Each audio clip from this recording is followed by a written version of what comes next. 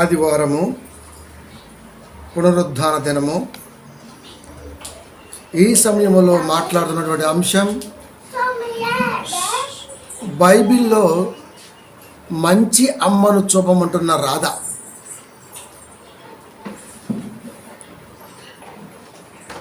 వీడి చిన్న మొదలు పని చేయట్లేమోదని బాధ. అది టాపిక్. ఎందుకంటే చాలాసార్లు చెప్తూ ఉన్నాం, బైబిల్ మీద ప్రతిరోజు ఏదో రకంగా నోటికొచ్చింది ఛానల్లో మాట్లాడటం, ఏది పడితే అది వాగటం, విశ్వాసాన్ని దెబ్బతీసే పనిలో గొప్పగానే పనిచేస్తున్నారు. మనం ఊరుకుంటామా అంటే మనం సోషల్ మీడియా ద్వారా మనకు ఉన్నటువంటి ఛానల్ ద్వారా చెప్తూనే ఉన్నాం అనేక సార్లు. ఇప్పుడు కూడా ఒక ఎంట్రీతో మాట్లాడుతూ అది లోడ్ అవుతుంది, మీకు చూపిస్తాను. మాట్లాడుతూ ఏమంటుందంటే, మీ బైబిల్లో, మన బైబిల్ అంట, సరే, మంచం ఉన్నదేమో, మంచి అమ్మ ఉన్నదేమో చెప్పాలి. మా గ్రంథాల్లో ఉంది. ఏమి లేదండి, ముసలోడికి శాదస్తం ఎక్కువ. ఓరక ఏదో ఒకటి అంటాం. క్రైస్తవ్యాన్ని వాడు ఏమండో లోడైంది, మీకు వినిపిస్తా వాయిస్. ఏదో ఒకటి అమ్మని చూపించు అని ఒక క్వశ్చన్ ఉంటుంది ఆ పేపర్లో. రికార్డ్ చేస్తా, దాంట్లో అడగండి. పోనీ ఎవరికైనా ఫోన్ చేయండి, ముస్లింకి క్రిస్టియన్కి, ఓ మంచి అమ్మని చూపించమని చూద్దాం. స్త్రీ గురించి వాళ్ళ దాంట్లో ఏం రాశారో చూపించమని చూద్దాం. పోనీ ఇన్ని మాటలు మీరు చెప్పండి. భూమి మీదకి వచ్చే 40 ఏళ్ళు అయిందా? ఓ 10 మంది ముస్లిం స్త్రీలు గొప్ప వాళ్ళని చెప్పండి. దానికి ఏం తెలుసు? స్త్రీ గౌరవం అవన్నీ మాట్లాడకూడదుగా. మనం భూమిని ఏమంటాం? భూమాత, ఆవు గోమాత, తులసి తులసమ్మ, నీళ్లు గంగమ్మ, డబ్బులు లక్ష్మీదేవి, పుస్తకం సరస్వతి, అన్నం అన్నపూర్ణ. మేము ఎక్కడైనా చూసేది మదరో, వాళ్ళు ఎక్కడైనా చూసేది లెదరో. హౌ ఈజ్ యువర్ బ్రదరో? చెప్తాను ఈ సంగతి. వాళ్ళు ఎక్కడైనా మదరం చూస్తారంట, మనం లెదరం చూస్తామంట. హౌ ఈజ్ యువర్ బ్రదర్ అంటున్నాడు. ఇలాంటి బాగా వేస్తాడు సెటైర్లు, నాకంటే ఎక్కువ వేస్తాడండి. నేను తగ్గించుకున్నా. ఇప్పుడు చెప్తా చూడు, వీడంత తెంగరోడంటే నాకు అనిపించింది, వీడు భూమి మీద అనవసరంగా వాళ్ళ అమ్మి నీకు అందేమనిపించింది నాకు. నిజం. వీడు మంచమ్మను చూపిమని మనల్ని క్వశ్చనించి భూదేవిని చూపించాడు, గౌరీదేవి పొక్కను చూపించాడు, పన్నీని చూపించాడు వరాహమూర్తి అని. తర్వాత వచ్చేసి గోమాతను ఆవును చూపించాడు, నీళ్ళనేమో గంగమ్మ అన్నాడు. అంటే ప్రకృతిలో అమ్మను చూడగలిగాడు, కానీ నిజానికి మన కన్న అమ్మని వీడు చూడలేకపోయాడు. ఇప్పుడు అడుగుతా వీడిని కొన్ని. వాడు మీడియా ద్వారా మాట్లాడి, మనం కూడా మీడియా ద్వారా మాట్లాడతాంగా. ప్రియమైన దేవుని పిల్లారా, చిన్న మెదడు పనిచేయనివాడు ఇలాగ మాట్లాడతాడు. మీరు ఎప్పుడైనా చూడండి, చిన్న మెదడు major working part of our mind. ఇది బాగా పనిచేస్తేనే, పెద్ద మెదడు అంత పనిచేయదండి. చిన్న మెదడు ఏం చెప్పిద్దో పెద్ద మెదడు ఊంగొట్టిద్ది అంతే. ఈ రెండు కలిస్తే వెన్నుపూసకి సిగ్నల్స్ వెళ్తాయి. ఆ తర్వాత బాడీలో రిథమ్స్ మొదలవుతాయి. చిన్న మెదడు పడుకుందనుకో, పెద్ద మెదడు మెలుగుతున్నా చేసేది ఏమి ఉండదు. కనుక చిన్న మెదడు చాలా జాగ్రత్తగా కాపాడుకోవాలి మనం. ఇంకా మీకు అర్థం కావాలంటే బాగా మందేసిన చూడండి మీరు, మత్తుకున్నోడిని. చిన్న మెదడు పడుకుంటుంది, వాడు ఇంకేం చేయాలి, ఇటు పోతుంటాడు. డోర్ ఇటు ఉందనుకో, ఇటు పోతుంటాడు, పోయి టక్కన తగులుతాడు. ఎప్పుడు తిరిగి ఇట్లనే కూడా తగులుతున్నాడు. ఏందిరా అంటే అది డోరు కాదు అని చెప్పడానికి చిన్న మెదడు కరెక్ట్గా లేదు. పెద్ద మెదడు ఏముంటుంది, పెద్ద మెదడు చూస్తూ ఉంటుంది, గుద్దుకుంటుకో అయ్యో ఉంటుంది. ఆ టైప్ అనమాట ఈ తింగరోడు. వీడు ఎక్కడ చూశాడు, దేంట్లో చూశాడు వీడు? నేలను చూశాడు.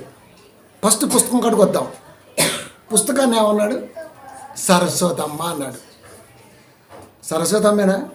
సరస్వతమ్మ. మరి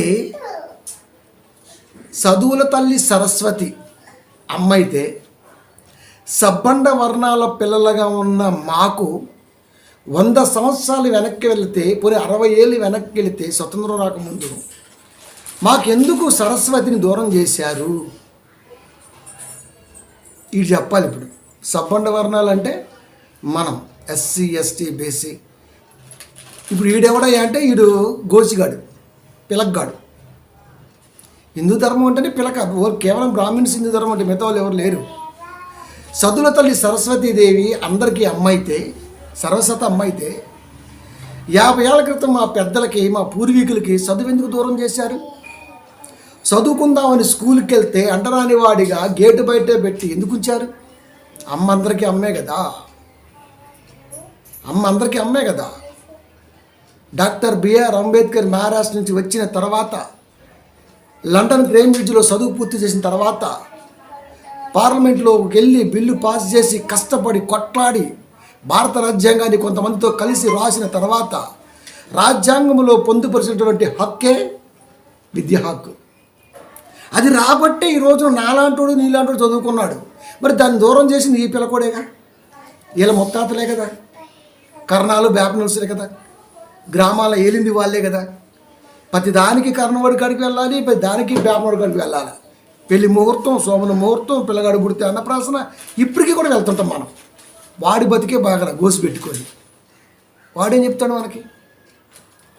ఇప్పుడు ఈ కాలిద్ది ప్రసంగం. మరి బైబిల్కి వచ్చాడు కదా వాడు. మరి మాకేది చదువు? మా పితరులకి ఏది? మా నాయనలకి ఏది చదివేది? అమ్మ అందరికి అమ్మే కదా. ఎందుకు దూరం చేసావురా పిల్లకోడా అంటే ఏం చెప్తాడు వాడు? సరస్వతి అంట అందరికి అమ్మ అంట. మరి మాకు లేదు మరి అమ్మ. ఇకపోతే నీళ్ళు ఎవరంట? గంగమ్మ. నిజమే. ఎక్కడో ఉత్తర దిక్కున హిమాలయాల్లో ఉన్నటువంటి ఆ మంచు కరిగి 12 నదులుగా, పుష్కర నదులుగా ప్రవహిస్తూ, కొన్ని రాష్ట్రాలను కలుపుకుంటూ ప్రవహిస్తున్న నీళ్లు వీడి అమ్మమ్మ కూడా సొత్త. కాలంలో నీళ్ళు తాగితే గొంతు మీద కాలేసి చంపారు. తెలుసా మీకు? వీళ్ళే. ఈ వ్యవస్థే, ఈ వర్ణ వ్యవస్థే. బావిలో నీళ్లు తాగితే ఎప్పటికి కూడా ఊరేలేశారు వీళ్ళే. దాహం వేస్తుంది అయ్యా అంటే తెత్తు పోస్తుంటారు వీళ్ళే. మరి గంగ అమ్మ అందరికీ అమ్మ అయితే మరి మాకెందుకు దూరం చేశారు గంగమ్మని? మాకెందుకు దూరం చేశారు? ఆన్సర్ లేదు. ఇప్పటికీ మీరు చూడండి, చెరువుల దగ్గర గొడవ. తెలియక పిల్లోడు నీళ్ళు తాగితే గొంతు మీద కాలేసి మట్టిపోయిందా దుఃఖ చంపారు. ఇదే వ్యవస్థ. అంటే అడిగేవాడు రాడనా? చర్చి అనగానే భజన చేసుకుంటూ వెళ్ళిపోతారనా? అందరికీ అమ్మ అయితే తాగితే ఏమైంది? తాగితే ఏమైంది? విజయవాడ కృష్ణానదిలో క్రైస్తవులు దిగితే కృష్ణమ్మలో క్రైస్తవులు దిగటం ఏంటని గొడవలు అయిపోయారు మొన్న.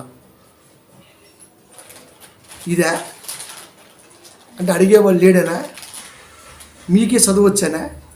సరస్వతిని ఎలాగో దూరం చేశారు. ఒక అమ్మ దూరం అయిపోయింది. ఇప్పుడు గంగమ్మ కూడా దూరం అయిపోయింది మాకు. అయిపోయిందా? ఇంకెవరు? అన్నపూర్ణేశ్వరి అన్న అన్నం. వాడి ఇంట్లో ఉందనుకో గొప్ప. మన ఇంట్లో ఏదైనా ఫంక్షన్ చేసుకొని అయ్యా ఇట్లా రెండయ్యా అంటే వస్తాడు, దూరం నిలబడతాడు, వెళ్ళిపోతాడు అని తినడం. అదే వాడి ఇంటికి వెళ్తే ప్లేట్లో పెట్టడం, సాపేసి కింద ఆకేసి మళ్ళీ మనమే తీసుకొని పోవాలి. ఇలా వేస్తుంటాడు ఇంత ఎత్తున. మరి అందరికీ అమ్మే కదా. మరి ఈ అమ్మ ఎందుకు దూరం చేశాడు? గంగమ్మ దూరం, సరస్వతమ్మ దూరం, ఇంకా అన్నపూర్ణమ్మ దూరం. ఇకపోతే గౌరమ్మ ఉంది, కుక్క. మా ఇంట్లో పెరిగితేనేమో వీధి కుక్క, మీ ఇంట్లో పెరిగితేనేమో జాతి కుక్క. ఇక్కడ కూడా వ్యత్యాసాలే.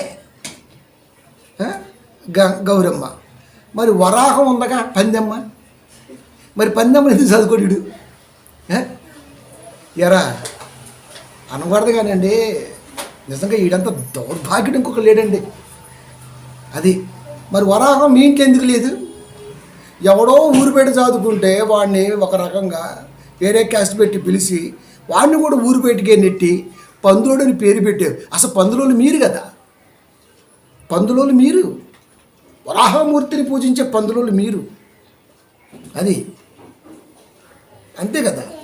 ఇలా చెప్పుకుంటూ పోతే ప్రియమైన దేవుని పిల్లారా, వీడికి పంచుడి కొద్ది అంతే. ఇంకా ఎదుటి అంటాం చాలా ఈజీ అండి, మన కాడికి వచ్చినప్పుడు తట్టుకోవటం కష్టం. నిజం. పైగా ఇది బైబిల్లోకి వచ్చి మంచమ్మను చూపిమని ప్రకృతిలో ఉన్న చెట్టు పుట్ట గట్టు వాగు వంక ఇలాంటి వాటిలో అమ్మను చూశాడు, కానీ నిజానికి మనిషిలోని చూడలేకపోయాడు. ఏంటండి వీడు?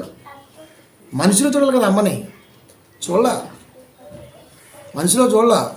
అందుకనే మీరు గోండు జాతీయులు కానీ, కోయ జాతీయులు కానీ, లేకపోతే లంబాడి కానీ, మరొక జాతి అత్యాచారాలు ఎక్కువ జరుగుతుంటాయి వాళ్ళ మీద. ఎందుకు? పట్వారి వ్యవస్థ. ఇప్పటికీ చూడరు. అంతేనా? గుడి కడతాడు అంతే, ఆ గుడిలో ఒక ఆమెను పెడతాడు, ఆమెకు దేవుడు దాసిని చేస్తాడు, పేరు దేవదాసి. సాయంత్రం మొత్తం ఇంకా వాడు అక్కడే గుడి వెనకనా స్వామి. ఇంకా దాన్ని దేవదాసి వ్యవస్థ. ఇంకొకటి మాతంగి వ్యవస్థ. మా అమ్మ, ఊరు మొత్తానికి అమ్మ, వీడికి మాత్రం అమ్మగారు. ఆమె అదే. ఇక జోగిని, మాతంగి, జోగిని, ఇన్ని రకాలుగా స్త్రీలని స్టాంపేసి మరి నడి వీధిలో ఆటబొమ్మని చేసి ఆడించింది వీలు కదా. ఆ వ్యవస్థని 1857లో ఇంగ్లీష్ ప్రభుత్వం వచ్చి మొత్తాన్ని వాళ్ళకున్నటువంటి గవర్నెన్స్ ద్వారా క్యాన్సిల్ చేసింది. నిజం కాదా? చరిత్ర కాదా? కాదా అండి? ఇవన్నీ ఎక్కడ అడుగుతాను భయం వీడికి. అందుకని ఇవన్నీ బయటికి రాకుండా ఉండటం కొరకు ఏం చేస్తున్నాయి అంటే, బైబిల్ మీద పడి మంచమ్మని చూపి అంటాడు. ప్రకృతిని అమ్మాని పిలవటం మంచిదే, సరే మేము కూడా గౌరవిస్తాం, కానీ మరి ఈ మనిషిని చూడాలి కదా, మనిషిని చూడాలి కదా. అదే దేవదాసి వ్యవస్థలో పనిచేస్తున్న ఒక స్త్రీ పట్టుబడితే బైబిల్ ఏమందో తెలుసా? అమ్మా అంది. నిజం. వ్యభిచారము చేస్తూ పట్టుబడ్డ స్త్రీని అమ్మాని పిలవమని చెప్పింది బైబిల్. పరిస్థితుల ప్రభావము మరొకటో ఎదురైనప్పుడు, ఆ స్త్రీకి ఏ దారి ఏ గత్యంతరం లేనప్పుడు, సమాజంలో ఒక రకంగా వెళ్ళిపోతున్నప్పుడు లెదరన్నాడు కదా. అందుకే చెప్తున్నా సాలే. చూశారు కదా. మరి అక్కడ ఏది? మరి వాడేడి? ఒక్కతే వచ్చింది కదా. వ్యభిచారం చేస్తూ పట్టుపడ్డ స్త్రీ పురుషులు అంటే బాగుండేది. మరి ఒక్కతే వచ్చింది, మరి వాడేడి? వాడు కులపోవడం తప్పించుంటాడా? యేసుక్రీస్తుకి అర్థమైపోయింది. కుల వ్యవస్థ గట్టిగా ఉన్నది, స్త్రీ వ్యవస్థ బలహీనంగా ఉన్నది. ఖచ్చితంగా ఇక్కడ ఏదో నేర్పాలి సమాజానికి అనుకున్నాడు యేసుక్రీస్తు వారు. బైబిల్లో రాయించి పెట్టాలనుకున్నాడు ఆయన. సహజంగా మనం అంటామండి, ఎవరినైనా సరే అంటామండి, మనం అంటామా అమ్మ అని? అనమని చెప్పింది బైబిల్. చూస్తావా మాట? ప్రకృతిలో చెట్టు పుట్ట నీకు అమ్మ అయితే, మనిషిలో అమ్మని చూడలేని వీడే మనిషి అండి. అసలుకి వీడే మనిషి. ఇక్కడ చూడాలి కదా ఫస్ట్ నువ్వు.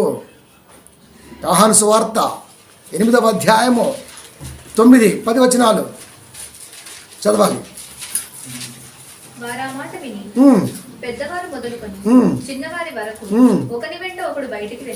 మీలో తప్పు చేయని వాడు ఈమె మీద రాయి వేయవలెను. అది అని అన్నది. వ్యభిచారం చేస్తూ పట్టుబడ్డ స్త్రీని తీసుకొచ్చి జనాల మధ్య నిలబెట్టి మోసే ధర్మశాస్త్ర ప్రకారం రాళ్ళేసి కొట్టి చంపాలి కదా, నువ్వేం చెబుతావు అన్నప్పుడు నాకు అర్థమైపోయింది. మరి వాడేడి? ఒక్కతే వచ్చింది స్త్రీ, మరి వాడేడి? ఇద్దరు రావాలి కదా. అలాగే యేసుక్రీస్తు అడగట్లా, ఆయన ఏనడి అర్థమైపోయింది. ఇప్పుడు పట్టకొచ్చిన మీరందరూ పరిశుద్ధులే కదా నాన్న, అయితే ఒక రాయి వేసేయండి. మోసే ధర్మశాస్త్ర ప్రకారం రాళ్ళతో కొట్టి చంపాలి కదా, అయితే రాయేసి. చిన్నవారు మొదలుకొని పెద్దవారు వరకు ఎవడు రాయేయడానికి ముందుకు రాల. అంటే కంటికి కనబడుతున్న స్త్రీ ఒకతైతే, కంటికి కనబడిన వారు ఎందరో వెనకాల ఉన్నారు. వారందరినీ తీసుకొచ్చి నిలబెట్టాడు రోడ్డు మీద. అంతే యేసుక్రీస్తు వారు. రాయేయండి, మరి మోసే ధర్మశాస్త్ర ప్రకారం రాయేయండి అన్నాడు. అంతే. ఎవరు వేయలా, అందరూ వెళ్ళిపోయారు. తలెత్తి పైకి చూశాడు, ఎవరు లేరు. అడిగాడు, అమ్మా ఎవరు నీ మీద రాయేయలేదా? వేయలేదు ప్రభు. అయితే నేను కూడా వేయును. అమ్మ, ఆ పదప్రయోగం చూడండి, పదవచనము. యేసు తల ఎత్తి చూసి, అమ్మా వారెక్కడా ఉన్నారు. అమ్మ ఎవరిని? సమాజం చేదరించుకుంటున్న స్త్రీని.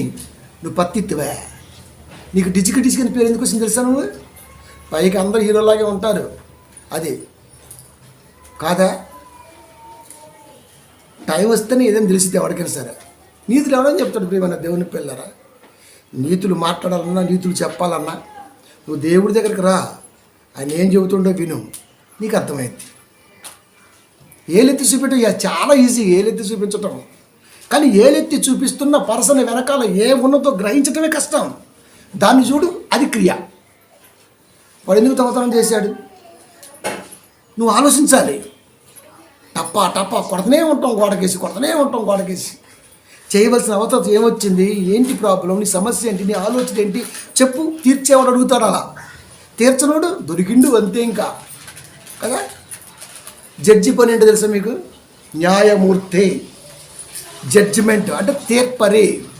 వాదోపవాదోపాల అనంతరం సెక్షన్ల ప్రకారం ఆలోచించి యావజ్జీవమో ఉరిశిక్ష వేసేయటానికి సెక్షన్లు పడతారు, పినట్టునో మరొకటనో. అలాంటి జడ్జి కూడా ఒక నేరస్తుని తప్పించడం కొరకు 100 కోట్ల రూపాయలు తీసుకున్నాడు. దొరికిపోయాడు.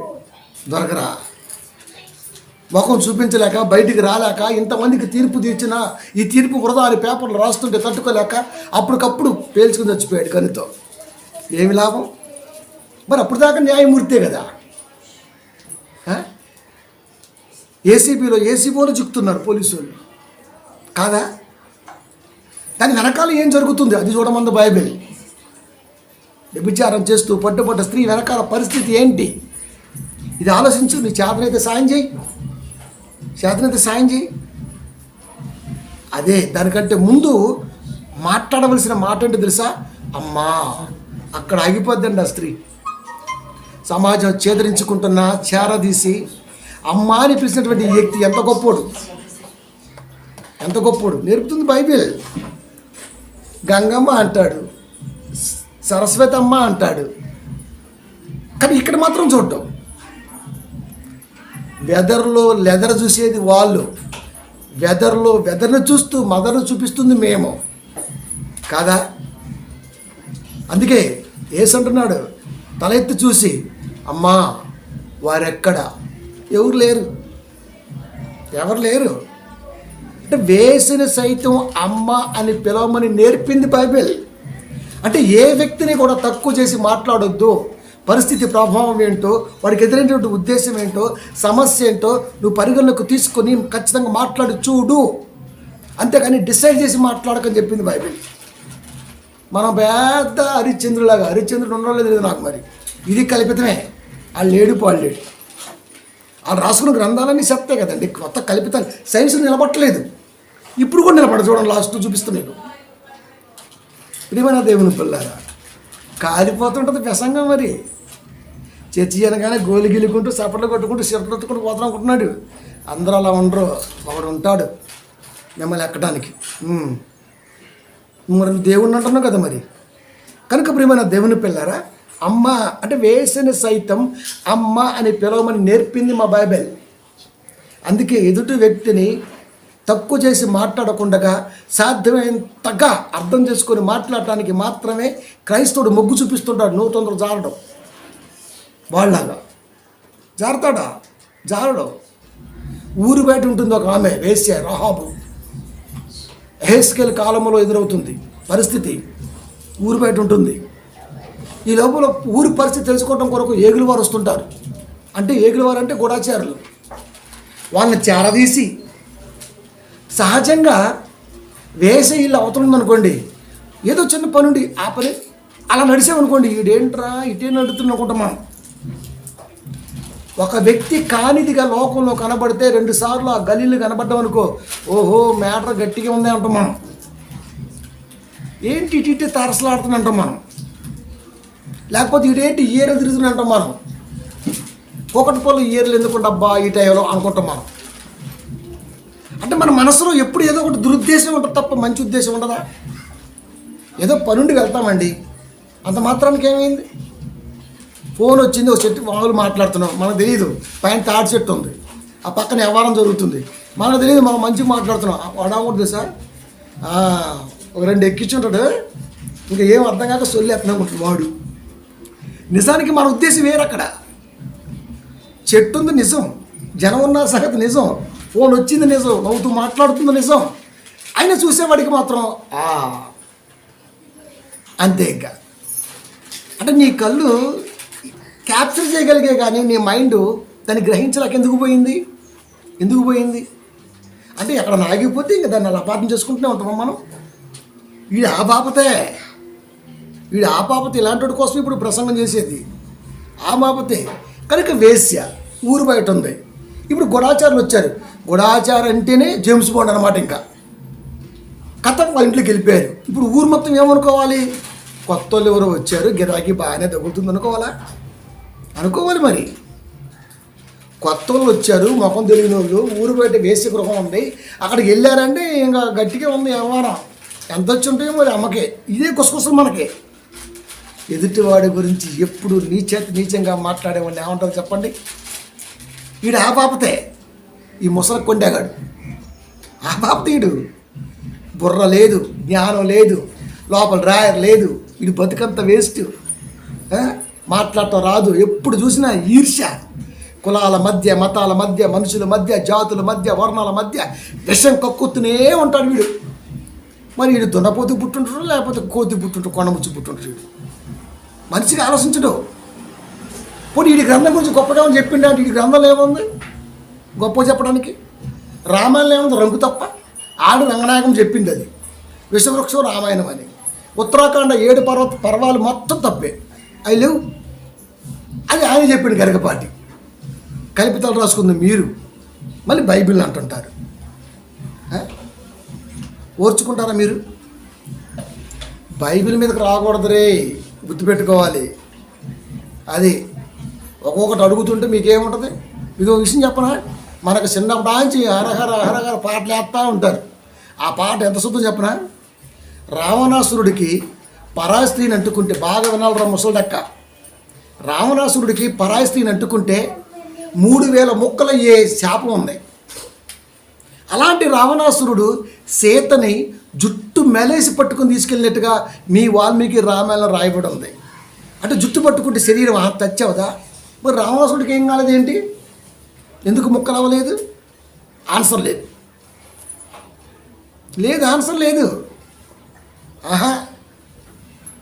రావణాసురుడు రాక్షసుడైతే, రాముడు రాజు అయితే, స్వయంవరానికి రాక్షసుడికి ఎలా వచ్చింది ఆహ్వానం?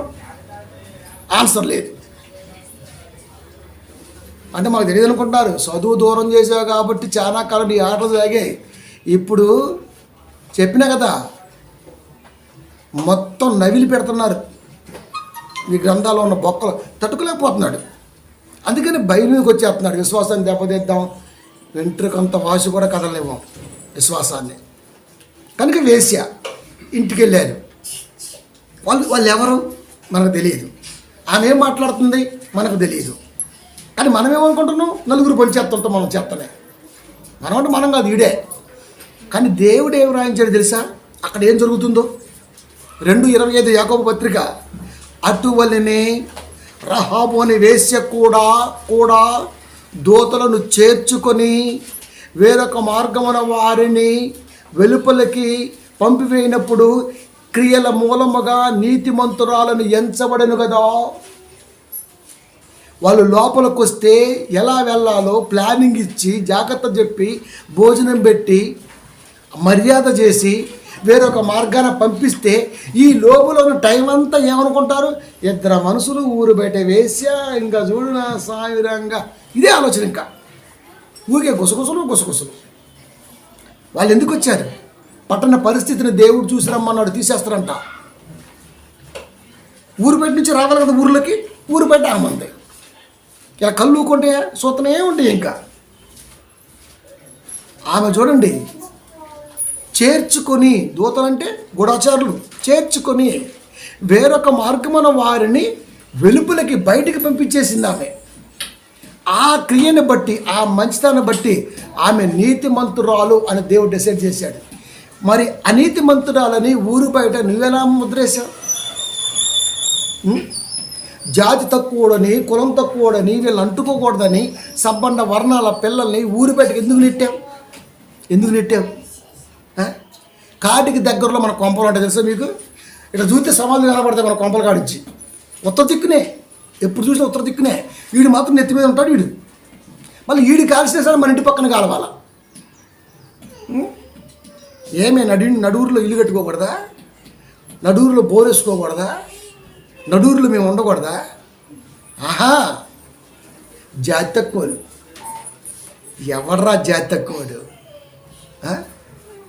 ఎవడు జాతి తక్కువడు? ఎవడిది జాతి ఎక్కువ, ఎవడిది జాతి తక్కువ? సచ్చిన శవానుడికి చెప్పిద్ది. ప్రియమైన దేవుని పిల్లరా, అంటే ఇంతటి దౌర్భాగ్యాన్ని సమాజంలో కొన్ని వందల సంవత్సరాలుగా నింపాడు.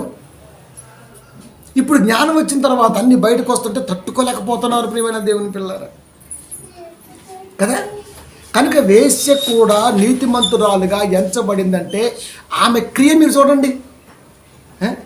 ఆ ఊరి పరిస్థితి బాగలేదయ్యా, కొద్దిసేపు ఇక్కడ ఉండండి, ఇదిగో ఇది తినండి, రెస్ట్ తీసుకోండి, నేను ఒక సమయం చెప్తాను, ఎవరు లేనప్పుడు ఈ మార్గం ఉంటే వెళ్ళండి, మళ్ళీ వాళ్ళు మంచోళ్ళు కాదు అని ఇంత జాగ్రత్తగా పంపించింది. అక్కడ జరిగింది అది. కానీ వీళ్ళు ఏమనుకుంటారు మీరు చెప్పండి? రకరకాలు, ఇంకా మామూలుగా ఉండదు. ఇంకా అలాంటి వేశ్యను కూడా నీతిమంతురాలు అని ముద్ర వేసిందంటే శరీరాన్ని బట్ట, ఆ మనిషి కలిగి ఉన్న తలంపుని బట్ట. శరీరాన్ని బట్టి నువ్వు దూరం పెట్టావు, కానీ తలంపుని బట్టి మేము దగ్గర తీసాం. ఎవరు గొప్ప మీరు చెప్పండి? ముద్ర వేసినాడు గొప్ప, ఆ ముద్ర వేయటం వెనకాల ఏ మాత్రం కూడా న్యాయం లేదని గ్రహించి తెచ్చినవాడు గొప్ప. బైబిల్ ఎప్పుడు గొప్పదేనండి. స్త్రీకి బైబిల్ అద్భుతమైన స్థానాన్ని ఇచ్చింది.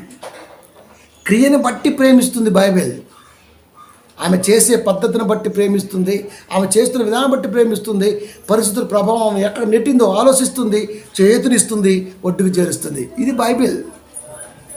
వీడు ఆడవాళ్ళ చెస్టులకు కూడా వీడు ఈ రోజున కాంట వేసి మరి డబ్బులు వసూలు చేశాడు నా కొడుకు. తెలుసా మీకు? నిజమండి, నిజం. స్వతంత్రం వచ్చిన తర్వాత మనం ఈ రోజున బాగున్నామేమో కానీ స్వతంత్రం రాకముందు స్త్రీలు ఒంటి మీద బట్టలు కట్టేవాళ్ళు కాదు. తెలుసా మీకు? వాళ్ళ భార్యలు మాత్రమే కట్టుకోవాలా, మిగతా వాళ్ళ భార్యలు ఈడొచ్చిన పిల్లలు కూడా మొత్తం వదిలేసి వాడు ముందు తిరుగుతూ ఉండాలా. దానికి వాడు తూకం వేయాలి, ఇంత బరువు ఉందని చెప్పేసి వాడు సుంకం వసూలు చేయాలా. సిగ్గుందా? జాతి తక్కువ నా కొడక, సిగ్గుందా వీడికి? వీడా గౌరవించేది స్త్రీని? వీడా ప్రియమైన దేవుని పిల్ల. వేశ్యల సైతం అమ్మ అని పిలిచింది బైబిల్. అదే మనస్తత్వం కలిగి ఉంది క్రైస్తవ్యం. వీడేం చేశాడు? మీ బైబిల్లో మంచం ఉందా? మన పాస్టర్లు ఏం చేశారు? మంచం అనగానే ఒక ఎస్తేరు మంచమ్మ, ఒక మరియ మంచమ్మ, ఒక రూతు మంచమ్మ. వాడు ఏం అడుగుతుండో నువ్వేం చెప్పాలో వీడికి తెలియట్లే పాస్టర్కి. అది అంటే ఇప్పుడు వాళ్ళు మంచోళ్ళు నువ్వు సర్టిఫికెట్ ఇవ్వాలా? బైబిల్ దేవుడు ఇచ్చాడు కదా, దేవుడు ఇచ్చాడు కదా. దయాపాత్రురాల కన్యమర్య గురించి మాట్లాడింది కదా, ఇంక నువ్వేమిస్తావు? ఒక ఎస్తేరు గురించి మాట్లాడింది కదా, ఇంక నువ్వేమిస్తావు? దేవుడు సర్టిఫై చేసిన తర్వాత నువ్వే కూడా రా చూపించడానికి కాపరి. దేవుడు స్టాంప్ వేసాడు పలా స్త్రీ మంచిదని, నువ్వెవడు చెప్పడానికి? ఇక నువ్వు చెప్పాల్సింది ఏదో ఉందే, వాడు ఏదో అడుగుతున్నాడు తెంగరోడు, అది చెప్పు. అది చెప్పడు మానవుడు. ఎంతమంది అమ్మే ఉండు, సంసోను తల్లి. ఇదే బైబిల్ అర్థజ్ఞానం. అనుకోమని తిడతారా అండి? నాకేం పనిరా, నాకు నోటుదోలా, నాకేం అవసరం? ఒరే బైబిల్ని ఎవడైనా అంటుకుంటే అందరిలాగా ఊకోనురా. అది నాకెందుకు లేని నేను ఊరుకోను. వాడు మీడియాలో వాగినప్పుడు నా దగ్గరకు వచ్చింది, నేను మాట్లాడుతున్న వాడి గాడికి వెళ్ళదా? వెళ్ళిద్ది. మనలో కూడా చాలామంది తెగడాలు ఉంటారు అర్థం కాకుండా. వాడికి ఎప్పటికీ బైబిల్ రాదు, వాడు బొచ్చు పీక్కోవటమే ఇంకా బుట్టి మీద ఎట్టాగా ఉండదు ఆడ. ప్రియమైన దేవుని పిల్లారా, కనుక ఎదుటివాడు బైబిల్ని ఏ యాంగిల్లో కించపరుస్తున్నాడు, దేవుడి మాటని ఎందుకు వక్రీకరిస్తున్నాడు, ఒక స్త్రీని ఎందుకు తక్కువ చేసి మాట్లాడుతున్నాడు వీడు చెప్పాలి. వీడికి లేదా బిడ్డ పెళ్ళి కాలేదులే, ఎందుకంటే ఇటు చెక్క ఉంటాడు. అది పెళ్ళి కాదు మరి, కొద్దిలకే పెళ్ళి లాభం చేసుకుని ఏం లాభం. అది పెళ్ళయిందా అయ్యి ఉండదులే, ఎందుకంటే ఏడ కనపట్ల నీ సంతతి వాసన రావట్లా. కొద్దికేం తెలుసు ఆ సంసారం గురించి. ఒక స్త్రీలో మమకారానికి కొద్దికేం తెలిసిందండి. వాడు పిల్లల మధ్య, భార్య మధ్య, అక్కచెల్లెల మధ్య ఉంటే ఆ స్త్రీ గొప్పతనం తెలిసింది. ఒక పక్క భార్య, ఒక పక్క తల్లి, ఒక పక్క అక్క చెల్లెలు, ఒక పక్క బిడ్డలు, వీళ్ళందరి మధ్య ఒక మగాడు మెదులుతుంటే వాడికి ఎలా ఉంటుంది మీరు చెప్పండి. ఎవరిలో కూడా అమ్మ అని పిలుస్తుంది, అమ్మాయి కనపడుద్ది, అమ్మే కనపడుద్ది. బిడ్డని కూడా అమ్మాయి ఎట్రా అంటాడు, భార్యని కూడా అమ్మాయి ఎట్రా అంటాడు, తల్లిని కూడా అమ్మాయి అంటాడు. ఎవరినైనా అమ్మాయిని పిలిస్తే అమ్మాయి ఎట్రా వస్తారు అంటాడు. వీడు ఎక్కడా తిరగడు, వీళ్ళు లేస్తే వీడికి చెక్కలు వేసుకుని తిరుగుతుంటే ఏం తెలిసింది. కొద్ది అక్షరతలు ఎత్తుకుని తిరిగితే ఏం తిరిగింది. స్త్రీ వీరో తెలియదండి వీడికి. వీళ్ళ అమ్మ పాపం మంచిది కానీ పారేసింది అంతే. ఎలాగ పెళ్లి కాల పెటాకులు కాల, పైగా బ్రహ్మచర్యం అంటాడు వడిదే డిసికి. అది వీడికి ఆ పేరు ఎందుకే వచ్చింది. స్త్రీల మధ్య పెరిగితే కదా ఆప్యాయత తెలియడానికి, అనురాగం తెలియడానికి, వాళ్ళ కష్టాలు తెలియడానికి, వాళ్ళ పరిస్థితి అర్థం కావడానికి. అందుకే బైబిల్ చెబుతుంది. కనుక ఆమె కలిగి ఉన్న పరిస్థితిని బట్టి సమాజము నిర్ణయించిన స్టాంపును చూడొద్దు. అది చూస్తే నువ్వు కూడా సమాజంలో ఒకటమైపోతావు. చెడిపోయిన స్త్రీని కూడా, చెడ్డ స్త్రీని కూడా నువ్వు మంచి దృక్పథంతో చూడగలిగిన రోజున మహానుభావుడు అవుతావు. అది నేర్పింది బైబిల్. అది అందరూ అంటారు, మనం అంటాం, ఏమి లాభం చెప్పండి. అందరూ అంటారు మనం ప్రేమిద్దాం, ఎంత బాగుంటుంది. అది బైబిల్ యొక్క గొప్పతనం.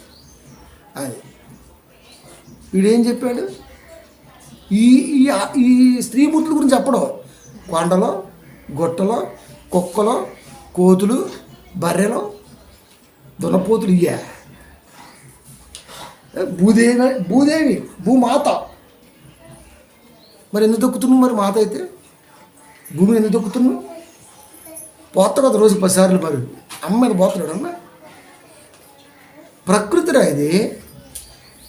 దూతలు 1:14 హెబ్రీ దూతలు మనకి పరిచారం చేయటం కొరకు దేవుడు నిర్ణయించిన దూతలు.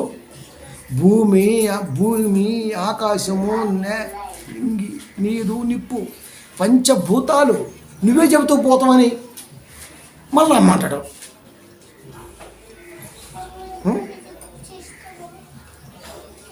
మంచిది చూడు, పంచభూతాలని అమ్మని, మంచిది తప్పులేదు. కానీ మరి అమ్మని కూడా చూడాలి కదా, అమ్మ చూడాలి కదా. కనుక ఏ రకంగానైనా క్యారెక్టర్ కోల్పోతే దాన్ని చూడకుండా ఆమె చేస్తున్న మంచిని పట్టి ఆ మంచి మనిషిని ప్రేమించి అమ్మ అని పిలవమంది బైబిల్. ఏడ పిలిచారు ఈ రోజున? ఏడ పిలిచారు? ఊరు బయట పెడితేనేమో మన కోపం వచ్చింది. ఈ రోజున అటు ఇటుగా నోడు వాడికి రెంట్ కూడా ఇవ్వట్లేదు తెలుసా మీకు. 0.5 కావాలి ఉన్నారు కదండి, వాళ్ళకి రెంట్లు ఇవ్వట్లా, వాళ్ళ దగ్గర రానివ్వట్లా, వాళ్ళకి వాటర్ ఇవ్వట్లా, వాళ్ళకి కమ్యూనిటీగా ముద్రేసి పక్కన పెడుతున్నారు. 100 ఏళ్ల క్రితం మనం ఏ క్షోభ అనుభవిస్తున్నామో ఈ రోజున వాళ్ళు కూడా అదే క్షోభను అనుభవిస్తున్నారు. మరి మనకు చైతన్యం అయితే ఇప్పుడు వచ్చింది, మరి వాళ్ళకి ఎప్పుడు వచ్చిద్దో. అందుకే వాళ్ళు పార్లమెంట్కి వెళ్తామంటున్నారు, ఎమ్మెల్యేగా ఎంపీకి నిలబడతామంటున్నారు వాళ్ళు. అంటే ఇంకా ఎంత అవేర్నెస్ రావాలి. దీనికి అంతటి కారణం ఎవరు? ప్రేమైన దేవుని పిల్లారా. కాబట్టి మనిషిని వాడున్న స్థితిని కాకుండా వాడున్న పరిస్థితిని అర్థం చేసుకోగలిగిన వాడే క్రైస్తవుడు. అది మాకు దేవుడు నేర్పాడు. వీడు నేర్పాడా? వీడు నేర్పుతున్నాడా? నేర్పినట్టుగా ఉందా బైబిల్లో? కనుక ప్రియమైన దేవుని పిల్లారా, 11:31 హెబ్రీలో ఏమనుందంటే, విశ్వాసమును బట్టి రహాబని వేశ్య వేగుల వారిని సమాధానముగా చేర్చుకొనినందున అవిధేయులతో పాటు నశింపకపోయెను. విశ్వాసమును బట్టి. యేసుకి విశ్వాసం ఉంది. మనకెలా తెలుస్తుంది? వేగుల వారిని చేర్చుకుంది, కొత్త వాళ్ళని చేర్చుకుంది. ఒక వ్యభిచారి అనుకుందాం, అరే రే పోయింది దేశం ఇదేనా? ఆమెకు అన్నలుండరా, తండ్రులుండరా, అక్కలుండరా, చుట్టాలుండరా? వాళ్ళు మాత్రం రారా? ఆహా. విశ్వాసమును బట్టి ఒక వేశ్యలో విశ్వాసము ఉన్నది అన్న సంగతి దేవుడు చెబుతున్నాడు. మరి ఎందుకైంది ఆమె పరిస్థితి ఏంటో, ఆమె ఏ ఉద్దేశం తెలియందో, అది ఎలా నెట్టబడిందో చాలామంది చెబుతుంటారు. మేము బలవంతంగా ఈ ఊబిలోకి వచ్చామండి అంటుంటారు. అంటే అర్థం ఏంటి? ఏదో చెప్పి ఏదో రకంగా తీసుకెళ్ళిపోయి అమ్మేసి ఉంటారు, లేకపోతే మరొకటి జరిగి ఉంటుంది. అది అక్కడ జరిగింది కనుక దాన్ని చూడ మాకు. ఆ మొన్న స్థితి అదే నిజమే, కానీ దాన్ని చూడకు. దాని వెనకాతల ఏంటి ఆ మనసు, అది చూడు. వేశ్యలో, పోని అంటరాని దానిలో, పోని వెలివేసిన వారిలో నువ్వు తొంగి చూడగలిగితే మహా గొప్ప విస్ఫోటనం ఈరోజున స్త్రీ పట్ల ప్రపంచానికి వెలువడేది. లేదు కదా. అలా ఉంటే మొన్న జరిగిన అల్లర్లో 600 మంది స్త్రీలు రేపుకు గురై మరణించే వాళ్ళే కాదు కదా. తగలబెట్టేశారు కదా క్రైస్తవులు మొత్తాన్ని చర్చి. 2 నెలల పాటు వైఫై కట్ అయిపోయింది, ఇంటర్నెట్ లేదు, ఏం జరుగుతుందో తెలీదు. 63 రోజులు సుప్రీంకోర్టు ప్రశ్నించింది, ఏం జరుగుతుంది మణిపూర్లో.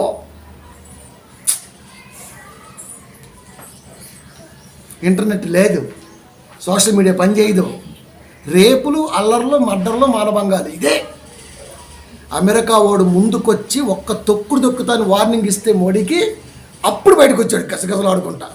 అమెరికా ఎవడో తెలుసా? క్రైస్తవుడు. వాడి కాడికి వెళ్ళింది న్యూస్. అది 2 నెలల తర్వాత ఆడు కలగజేసుకొని ఐరాసాకు ఫోన్ చేసి మణిపూర్ ఘటన ఇక్కడితో ఈ క్షణం ఆగకపోతే ఇండియా మ్యాప్లో ఉందని చెప్పాడంట. కథం గసగస ఉనికాడు మోడీ. ఇప్పటికే ఉంది ఇంకా లేదా? క్రైస్తవుడు వార్నింగ్ ఇచ్చినా ప్రేమించినా ఇలాగే ఉంటుంది. మరి అది ఉండదా? అది చూడు, ఫస్ట్ ఏం జరుగుతుంది చూడు. విశ్వాసమును బట్టి తను దెబ్బతినినా విశ్వాసం అనేది ఆమెలో ఉన్నంత సంగతి గుర్తెరిగింది బైబిల్. చెడిపోయి ఇంటికి వచ్చిన బిడ్డో, అక్కో, చెల్లు, మరొకటో మన కంటి ముందు ఉన్నప్పుడు మనకి ఏమనిపించదండి? అక్కడ నువ్వు నింపాల్సింది ప్రేమని. ఏం చేసి వచ్చిందో ఇది, దీనికి ఎట్టే జరగాల అంటే ఎట్లుంటుంది మీరు చెప్పండి? కాలం దేన్నైనా మానిపిద్దాం, టెన్షన్ పడద్దు. ఇది ఎట్టుంది చెప్పండి? ఇది 2 మేము మాట్లాడతాం, మొదటిది నువ్వు మాట్లాడతావు. అది నచ్చట్లేదు ఫస్ట్. అది అన్నిగారిన వాళ్ళని, దూరం పెట్టిన వాళ్ళని, కడగాని వారిని అందరినీ యేసుక్రీస్తు వారి దగ్గర చేర్చుకుంటుంటే ఓరలేకపోతున్నారు. నిజం. యేసుక్రీస్తు వారి చుట్టూ ఎవరున్నారు చెప్పండి? అనేక జాతులు, విభిన్న మతాల వాళ్ళు ఉన్నారు, అన్యులు చాలామంది ఉన్నారు. వాళ్ళందరూ వస్తుంటే తట్టుకోలేకపోతున్నారు. మనం ఏం చేసాం? దూరం పెట్టాము. మన కులపోడు, మన మతపోడు, మన దేశపోడు, మన రాష్ట్రుడు అని. కానీ యేసుక్రీస్తు వారు అందరం దగ్గర తీశాడు. కులము లేదు, మతము లేదు, జాతి లేదు, ఏది లేదు, మనంతా ఒకటే, మా నవకులం. అది అంతే, మనుషులం కదా. ఇది నచ్చట్ల వాడికి. ఎవడికి? ఈ రాధా మనోహర్ దాస్ గాడికి. ఎందుకంటే వీడు వేపనోడు.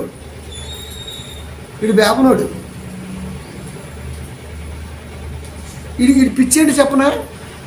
ప్రపంచాన్ని వేపనోళ్ళు పరిపాలించాలా? గోసి గట్టిగా ఎగేసి బిగేసి కట్టుకున్న నీ వల్ల కాదు. అందుకే మీరు చూడండి, ఏ ఆటలో ఇప్పుడు క్రికెట్ ఆడుతున్నారా, 13 మంది టీములో 13 మంది బ్రాహ్మిన్సే ఉంటారు. మ్యాక్సిమం 10 మంది ఉంటారు బ్రాహ్మిన్స్ మన ఇండియాలో.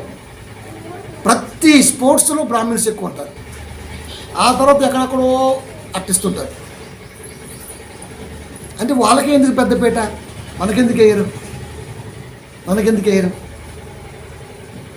ప్రియమైన దేవుని పిల్ల చెప్తున్నాడు. అందుకనే మనం చూడవలసింది వాళ్ళున్న స్థితిని కాదు, ఆ స్థితి వెనకాతలు ఉన్నటువంటి ఆ ఉద్దేశం, ఆ బాధ, ఆ తత్వం. దాన్ని చూడు ఎంత బాగుంటుంది. అది ఆడచూస్తారండి వీడు. ఊరికే ఏలెత్తటమే పెద్ద పవిత్రుడైనట్టు ధ్వజస్తంభం నువ్వే నిలబెట్టినట్టు. అది వాడట్ట, ఈడెట్ట, అదట్ట, ఇదెట్ట. మరి మనం పెద్ద రొట్ట. వీడు బతికదే పెద్ద నీతిమంతులాగా మాట్లాడుతూ ఉంటాడు. వీడి దగ్గర నీతి కాదు కదా, ఏదీ లేదు. అది చెత్తకి ఎక్కువ, సుత్తి ఎక్కువ వీడికి. ఎదుటి వ్యక్తిలో ప్రేమను చూసి మాట్లాడండి వీడు. అసలుకి నిజం ప్రియమైన దేవుని పిల్లలు. అస్సలకి ఈ వీడియోలు చూస్తుంటే కక్కొస్తుంటుంది తెలుసా. ఇప్పుడు అక్కడికే వచ్చేద్దాం. వ్యభిచారం చేస్తూ పడ్డుపడ్డ స్త్రీ. ఇప్పుడు పంచపాండవులకు ఎంతమంది భార్యలు అయ్యా అంటే ఒకతే. ఎవరామె? ద్రౌపది. ఇప్పుడు 5గురితో కాపురం చేసిందో మీరు అడగండి. ఒక్కతే భార్య 5గురు మగలతో కాపురం చేసిందంటే ఫస్ట్ భీముడి కాడికి పోయేదంట. వెంటనే ఆమె మళ్ళీ అగ్నిలో నుంచి ఉతరకొచ్చి మళ్ళీ నకుడి కాడికి వెళ్ళేదంట. అంటే వాడికి ఆడ నుంచి అగ్నిలో నుంచి ఇలా వస్తే ఇక మైలిపోద్ది అనమాట, పావం అయిపోద్ది. ఇంకా ఎందుకంటే ఆమె పుట్టింది అగ్నిలో నుంచే. ద్రౌపది పుట్టుక అగ్నిలో నుంచే జరిగింది. అసలు ప్రపంచంలో ఎవడన్నా నమ్ముతాడండి అగ్నిలోంచి పుట్టమేందిరా?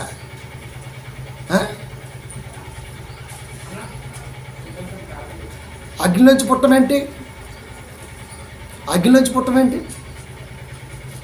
అసలు అసలు అగ్నిలో ఎట్ట పుడతారా? అగ్ని మండుతుంటే అగ్నిలోంచి పుట్టిందంట. కనుక ఈయన కాడికి వెళ్ళి అగ్నిలో నుంచి ఇలా వస్తే మళ్ళీ మైలు పోయి మళ్ళీ ఇంటికి అడిగిపోతాడు. అలా చేసిందంట. అంటే పవిత్రాలు అయిపోయింది. వా అల్లికి వెళ్ళాడురా. వ్యభిచారం చేస్తూ పట్టుబడ్డ స్త్రీ మాత్రం వ్యభిచారి. అసలు వ్యభిచారి ఆమె కదా. ఎంత చక్కగా మెయింటైన్ చేసి చూసిన 5గురిని. మామూలు గొప్పది మరి. అది పావన కోసం మధ్యలో అగ్ని పెట్టాడు వీడే. క్రియల రూపంగా నీతిమంతురాలుగా తీర్చబడితే తప్ప అగ్నిలోంచి రాదు. ఇలా అడిగామనుకోండి ఎంత కోపం వచ్చింది చెప్పండి. మనం అడగం కానీ అడిగామనికి ఎంత కోపం వచ్చింది? చాలా కోపం వచ్చింది వాడికి. కోపం వచ్చినా కట్టకట్ట ఏం లేదు. నిజమే, అది వాడు రాసుకున్న గ్రంథంలో ఉంది. అది నేను చెప్పింది అలాగే ఉన్నది. కాబట్టి ప్రియమైన దేవుని పిల్లరా, అగ్నిలోంచి ఎవడో పుట్టడు, కొండలోంచి ఎవడో పుట్టడు, చెమటలోంచి ఎవడో పుట్టడు, తొడలోంచి ఎవడో పుట్టడు, భుజాల్లోంచి ఎవడో పుట్టడు, పాదలోంచి ఎవడో పుట్టడు, నుదుటిలోంచి ఎవడో పుట్టడు. స్త్రీ గర్భం ధరించి మాత్రమే కనాలి. ఇది కూడా తెలియదు వీడికి. ఇది కూడా తెలియదు వీడికి. ఇన్ని పెద్ద పెద్ద బొక్కలు వేసుకొని గ్రంథాలు మొత్తం పెట్టుకొని వీడు మాట్లాడతాడు బైబిల్ గురించి. ప్రియమైన దేవుని పిల్లారా, కాబట్టి చెబుతున్నాడు, విశ్వాసమును బట్టి రహాబని వేశ్య వేగుల వారిని సమాధానముగా చేర్చుకునినందున అవిధేయులతో పాటు నశింపకపోయెను. ఆ స్త్రీలో విశ్వాసం ఉన్నది కనుకనే గూఢాచారులు చేర్చుకొని కాపాడి దారి మళ్లించి మరొక చోటకు పంపింది ఆమె. కాదా? ఎంత ప్రేమ చూడండి. సమాజం వేశ్యని ముద్రేసింది, దేవుడు విశ్వాసి అని ముద్రేశాడు. ఇది బైబిల్ అంటే. సమాజం దేవుందండి. సమాజం ఎక్కడ బాగుంది మీరు చెప్పండి. చిన్న దగ్గర నుంచి పెద్దల వరకు ఎక్కడ బాగల సమాజం. అదే బైబిల్ కాడికి వస్తే ఖచ్చితంగా బాగుంటుంది. 1 పేతురు 2వ అధ్యాయము 7వ వచనము, విశ్వసించుచున్న నీకు ఆయన అమూల్యమైన వాడు. విశ్వసించుచున్న నీకు అంటే మనకి, మనం క్రైస్తవులం కనుక, దేవుని నమ్ముతాం కనుక, బైబిల్ని నమ్ముతాం కనుక మనకు దేవుడు అమూల్యమైన వాడు. వాడికి ఎలా అవుతాడు అమూల్యమైన వాడు? రాహాబు యేసుక్రీస్తు వారి వంశావళిలో రాయబడి ఉంది. అందుకే వాడు అంటాడు, ఆ వేశ్య వంశావళి యేసుక్రీస్తులో ఉంది అంటాడు. వీడు అమ్మేమన్న పత్తిత్తా? స్త్రీని అనకూడదు, కానీ వాడి కాడికి వస్తే అనాలి. మరి అనాలి కదా, వాడికి సిగ్గు రావాలి కదా. నీ వంశావళిలో స్త్రీలు ఏమన్నా మడిగట్టుకుని ఉన్నారా? అలా అడిగామనుకోండి, ఎలా ఉంటుంది చెప్పండి మీరు. యేసుక్రీస్తు వారి వంశావళిలో రాహాబు పేరుంది. రాహాబు గర్భానే ఓబేదు పుట్టాడు, యెషయా అటు నుంచే వచ్చాడు, దావీదు అటు నుంచే వచ్చాడు, దావీదు వంశంలో నుంచే వచ్చాడు యేసుక్రీస్తు వారు. అంటే యేసుక్రీస్తు వారు వంశావళి వ్యభిచార వంశావళి అంటాడు వీడు. ఏదో వీడి తాత ముత్తాతల అమ్మాయిలంతా బాగున్నట్టుగా మంచి ముద్రేసినట్టుగా దేవుడు పుట్టుకను కూడా అవమానపరుస్తున్నాడంటే ఇంకేమన్నా చెప్పండి. ఏమండి, స్త్రీని ప్రేమించాలి, గౌరవించాలి, ఆ పరిస్థితిని బట్టి నువ్వు ఖచ్చితంగా ఆమెని హక్కును చేర్చుకోవాలి. ఇది నేర్పింది బైబిల్, ఇదే నేర్పింది బైబిల్. ప్రియమైన దేవుని పిల్లారా, విశ్వసించుచున్న నీకు ఆయన అమూల్యమైన వాడు. విశ్వసించుచున్న నీకు ఆయన అమూల్యమైన వాడు. వ్యభిచార వంశావళిలో పుట్టాడు అంటున్నావే, ఆయన అమూల్యమైన వాడు. అది అమూల్యమైన వాడు. విశ్వసింపని వారికైతే ఇల్లు కట్టువారు ఏ రాత్రి నిషేధించిరో అదే మూలకు తలరాయి ఆయన యేసుక్రీస్తు వారే మూలమయ్యారు. క్రీస్తు పూర్వం, క్రీస్తు శకం, టైం చెప్పాలన్నా, డేట్ వేయాలన్నా, వారం చూడాలన్నా, వర్జం చూడాలన్నా యేసుక్రీస్తు వారే సెంటర్ పాయింట్. ఇప్పుడు టైం ఎంత అయింది? ఎలా చెప్పావు? క్రీస్తు పుట్టుక దగ్గర నుంచి ఏడీగా బీసీగా లెక్కిస్తారు. బిఫోర్ క్రైస్ట్, క్రీస్తుకు పూర్వం, క్రీస్తు శకం, క్రీస్తు తర్వాత, క్రీస్తుకు ముందు, మధ్యలో యేసుక్రీస్తు వారు ఉన్నారు. యేసుక్రీస్తు వారిని ఎందుకు పెట్టారు? ఆయనే నిజమైన దేవుడు గనక, ఆయనే నిజమైన రక్షకుడు గనక, అనేక మంది గుర్తెరిగారు గనక పెద్దలు నిర్ణయించుకొని అనేక సంగతులు పరిశీలన చేసిన తర్వాత క్రీస్తుని సెంటర్లో పెట్టి మాట్లాడటం జరిగింది. ఇప్పుడు నచ్చగా ఏమంటున్నాడు? కామన్ ఎరా, అది కామన్ ఎరా అంటున్నాడు అంతే. అంటే సామాన్య పూర్వం, సామాన్య శకం అంట. అంటే యేసుక్రీస్తు వారి పేరు పలకడానికి కూడా నువ్వు అనర్హుడు అయిపోయావు అనమాట. ప్రియమైన దేవుని పిల్లారా, కాబట్టి విశ్వసించున్న నీకు ఆయన అమూల్యమైన వాడు. మాకు క్రీస్తు అమూల్యమైన వాడే. ఎందుకంటే ఎదుటి వ్యక్తిని ఎలా చూడమన్నాడో అలాగే చూస్తాం మేము. అది మీ గ్రంథంలో ఉన్న బొక్కల గురించి ఎప్పుడు మాట్లాడలేం మేము. మా జోలికి వస్తే అన్ని బొక్కలు చెప్తాం మేము. మేము ఎందుకు ఊరుకుంటాం? మేము ఎందుకు ఊరుకుంటాం చెప్పండి? మేము ఎందుకు ఊరుకుంటామండి? బైబిల్ మీదకి వచ్చి ఒక మాట అంటే ఖచ్చితంగా తీస్తాం అంతే. సమాధానం లేని ప్రశ్నలు ఉన్నాయి మీ దగ్గర. మేము ప్రశ్నిస్తే సమాధానం చెప్పలేని స్థితి ఉంది, కానీ అనం కదా మేము. కానీ వీడు అంటాడు యేసుక్రీస్తు వారిని వరే అంటాడు, త్వరే అంటాడు, వ్యభిచారం పుట్టినవాడు అంటాడు, వీడు జాతి వ్యభిచారం చేద్దాం అంటాడు, నోటికొచ్చి మాట్లాడు. ఒకడైతే మరి ముసలోడు అసలు యేసు లేడంట.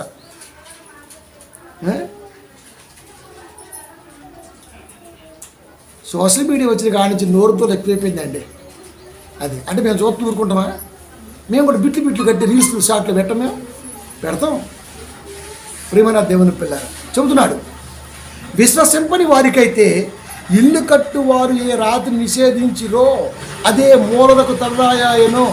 ఎవడైతే యేసుక్రీస్తు వాడు లేడనో, కాడనో, అలాగనో, ఎలాగనో అన్నాడో ఆయన దిక్కయ్యాడు. ఇప్పుడు మరియు అది అడ్డురాయు, అడ్డుబండయు ఆయనో. అడ్డురాయి, అడ్డుబండ అంటే వీడి ధర్మంలో ఉన్నటువంటి అన్ని బొక్కలకు అడ్డుపడుతుంది. అది తెలుసా? వీడి ధర్మంలో ఏముంది? ఇన్ని బొక్కలు ఉన్నాయి, ఇప్పటికీ కొనసాగుతున్నాయి. కొన్ని అయితే ఇప్పుడు లేవులేండి, చాలా తగ్గాయి. అది చాలా తగ్గించేశారు మనోళ్ళు. బైబిల్ వచ్చిన తర్వాత, బయటకు వచ్చేసిన తర్వాత వాస్తవం తెలుసుకున్నారు. తెలుసా? కొన్ని అయితే కంటిన్యూ అవుతున్నాయి, ఎందుకంటే ఇంకా స్థిరపరుస్తున్నారు ఇంకా అట్లా. కనుక వాళ్ళ ధర్మంలో ఉన్నటువంటి లొసుగులకి, వాళ్ళ ధర్మంలో ఉన్న ఆచారాలకి అడ్డుకట్ట బైబిల్ అయిపోయింది. అందుకే వారలేకపోతున్నారు. ఎదురొచ్చేస్తుంది బైబిల్, ఎదురొస్తుంది బైబిల్, అందుకే వారలేకపోతున్నారు. ఒకని కుమార్తెకు ఈడు మించిపోయిన ఎడల వాడు ఆమెకు వివాహం చేయవచ్చును, అందులో పాపము లేదు. 1 కొరింథీ 7వ అధ్యాయంలో కనబడింది అన్నమాట. వీడేం చేశాడు? ఆస్తి పోద్ది, అంతస్తు పోద్ది, నా జారిపోతారు అని చెప్పేసి మూడు సంవత్సరాల బిడ్డకు వండించి పెళ్లి చేశాడు. అమ్మి అనిపించుకున్నాం, అమ్మాయి మీది, అబ్బాయి మాది. అప్పటికే వాడికి 20 ఏళ్ళు, ఆ పిల్లకి 3-4 ఏళ్ళు. ఆ పిల్లకి టైం వచ్చే సమయానికి వీడికి 35 దాటాయి. ఆ పిల్లకి ఊహ తెలియని సమయానికి ఈడిపోయాడు. ఇప్పుడు మొన్న మోసం ఇంట్లో కూర్చుంది. మళ్ళీ దానికి ఒక చిన్న పిల్లలు, ఒక మెచ్యూరిటీ మైండ్ రావాలిగా. ఒక బిడ్డకి మ్యారేజ్ చేయాలంటే ఆ పిల్ల మెచ్యూరిటీ మైండ్ ఒకటి ఉంటుంది. అది 24 తర్వాతే ఎంటర్ అవుతుంది. అప్పుడు దాకా టీనేజ్లో ఉంటుంది. సేవం చూసినా సరే బంగారం అనుకుంటుంది. ఆ తింగరం ఉంది. ఆ వయసు అలాంటిది. మెచ్యూరిటీ మైండ్ ఉండదు కాడ. అది దాటిపోవాలి, టీనేజ్ దాటిపోవాలి. ఏది మంచో ఏది చెడో ఇది క్యాల్కులేట్ చేస్తుంది, కరెక్టా కాదా అని తనకు తనే మళ్ళీ పరీక్షించుకోవడానికి కనీసం 24 ఇయర్స్ అబౌవ్. అందుకే ఇప్పుడు నేటి కాలంలో స్త్రీలు 24-25 తర్వాత ఆలోచించి చేసుకుంటున్నారు. అప్పుడేముంది, అమ్మాయి చూపెట్టి 11 నెలలకు పెళ్లి చేయటం, 13 నెలలకు తల్లి కావటం, 20 నెలలకు మళ్ళీ అల్లుడు రావటం, రోగాలు, నొప్పులు, కొంపలం, దరిద్రం. బైబిల్ ఏం చెప్పింది? వయసు రావాలి, అప్పుడు చేయి. ఆమెకు ఒక ఆలోచన రావాలి జీవితం మీద, అప్పుడు చేయి. నీ బలవంతంతోనో లేకపోతే ఆ సంబంధం పోతే, బొచ్చులో సంబంధం పోతే పోయింది. వాడు కదా అమ్మ ఊడొస్తాడు. వాడు దిక్కే ఏంటి? కొద్దికి కొడితే పిల్లలు తెలుసా మీరు? మంచోడికి ఇవ్వాలి లేట్ అయినా సరే, లేదా జీవితాంతం ఏడవాలి ఇంకా అని నేర్పింది బైబిల్. వాడేం చేశాడు? ఆస్తి పోద్ది అంట కట్టేశాడు అంతే. ఇంకా దాన్ని బాల్య వివాహ చట్టం కింద 1857లో అదే బ్రిటిష్ గవర్నమెంట్ నిషేధించింది. కోపం వచ్చేస్తుంది వీడికి. ఇంకా సతీ సాగమనం, మొగుడు పోతే పెళ్ళం పోవాలి, లేకపోతే గుండు కొట్టించి సున్నం పెట్టి ఇంట్లో కూర్చోబెట్టాలి. వీడు 3 రోజులు ఉంటాడండి. శవం ఆడు ఉండగానే మరి ఏంటి మరి అబ్బాయికి మరి మన అమ్మాయి ఇచ్చేద్దామా? ఇది శవం ఆడే ఉంటుంది పెళ్ళంది. మరొక పెళ్ళం గురించి ఆలోచన చేస్తుంటాడు కాదా? కానీ బైబిల్ ఏం నేర్పింది? బైబిల్ ఏం నేర్పింది? ఒక మెచ్యూరిటీ మైండ్ వచ్చిన తర్వాత, ఒక ఆలోచన వచ్చిన తర్వాత, వాడికి ఏమనిపిస్తుందో కుటుంబంలో పంచుకున్న తర్వాత అప్పుడు డెసిషన్ తీసుకోవాలి అని నేర్పింది. వీడు అట్ట కాదు, మా మాట ఎదురికిస్తావా, మేము ఎవరనుకుంటున్నాం, అనుభూతం ఉన్నాం, పెద్దను. దేనికి పెద్ద నువ్వు? దేనికి పెద్ద? పిల్లక ఒకటి వేసుకొని గోసు ఒకటి పెట్టుకుంటే పెద్దడు అయిపోతావా? దేనికి పెద్ద? ఏం తెలుసని పెద్ద? ఆచారాలు పాటించమని చెప్పి నువ్వు పెద్ద ఎలా అవుతావు? ఎలా అవుతావు? అది ఎవడ పెట్టిండో తెలియదు, ఎక్కడి నుంచి వచ్చిందో తెలియదు, ఎందుకు వచ్చిందో తెలియదు, పాటించేస్తాం అంతే ఇంకా కదా. ఇవన్నీ పక్కన పెట్టుకుంటూ వచ్చింది బైబిల్. అందుకే కోపం వచ్చేస్తుంది. అదే వ్యాపారం తగ్గిపోయింది, వాడి ఇంటికి పోవడం తగ్గిపోయింది. ఇప్పుడు ఎవడు పోవట్ల కర్ణాల ఇంటికి, బేపల ఇంటికి. ఆడే మన ఇంటికి వస్తున్నాడు ఇంకా. అది ఈరోజు మనం చదువుకొని సూట్ వేసుకొని కోట్ వేసుకొని ఇలా కూర్చొని ఏంటి శాస్త్రే వచ్చా అంటాం మనం. అప్పుడైతే నిలబడి దొర చెప్పయ్యా అనాలి. నిజం.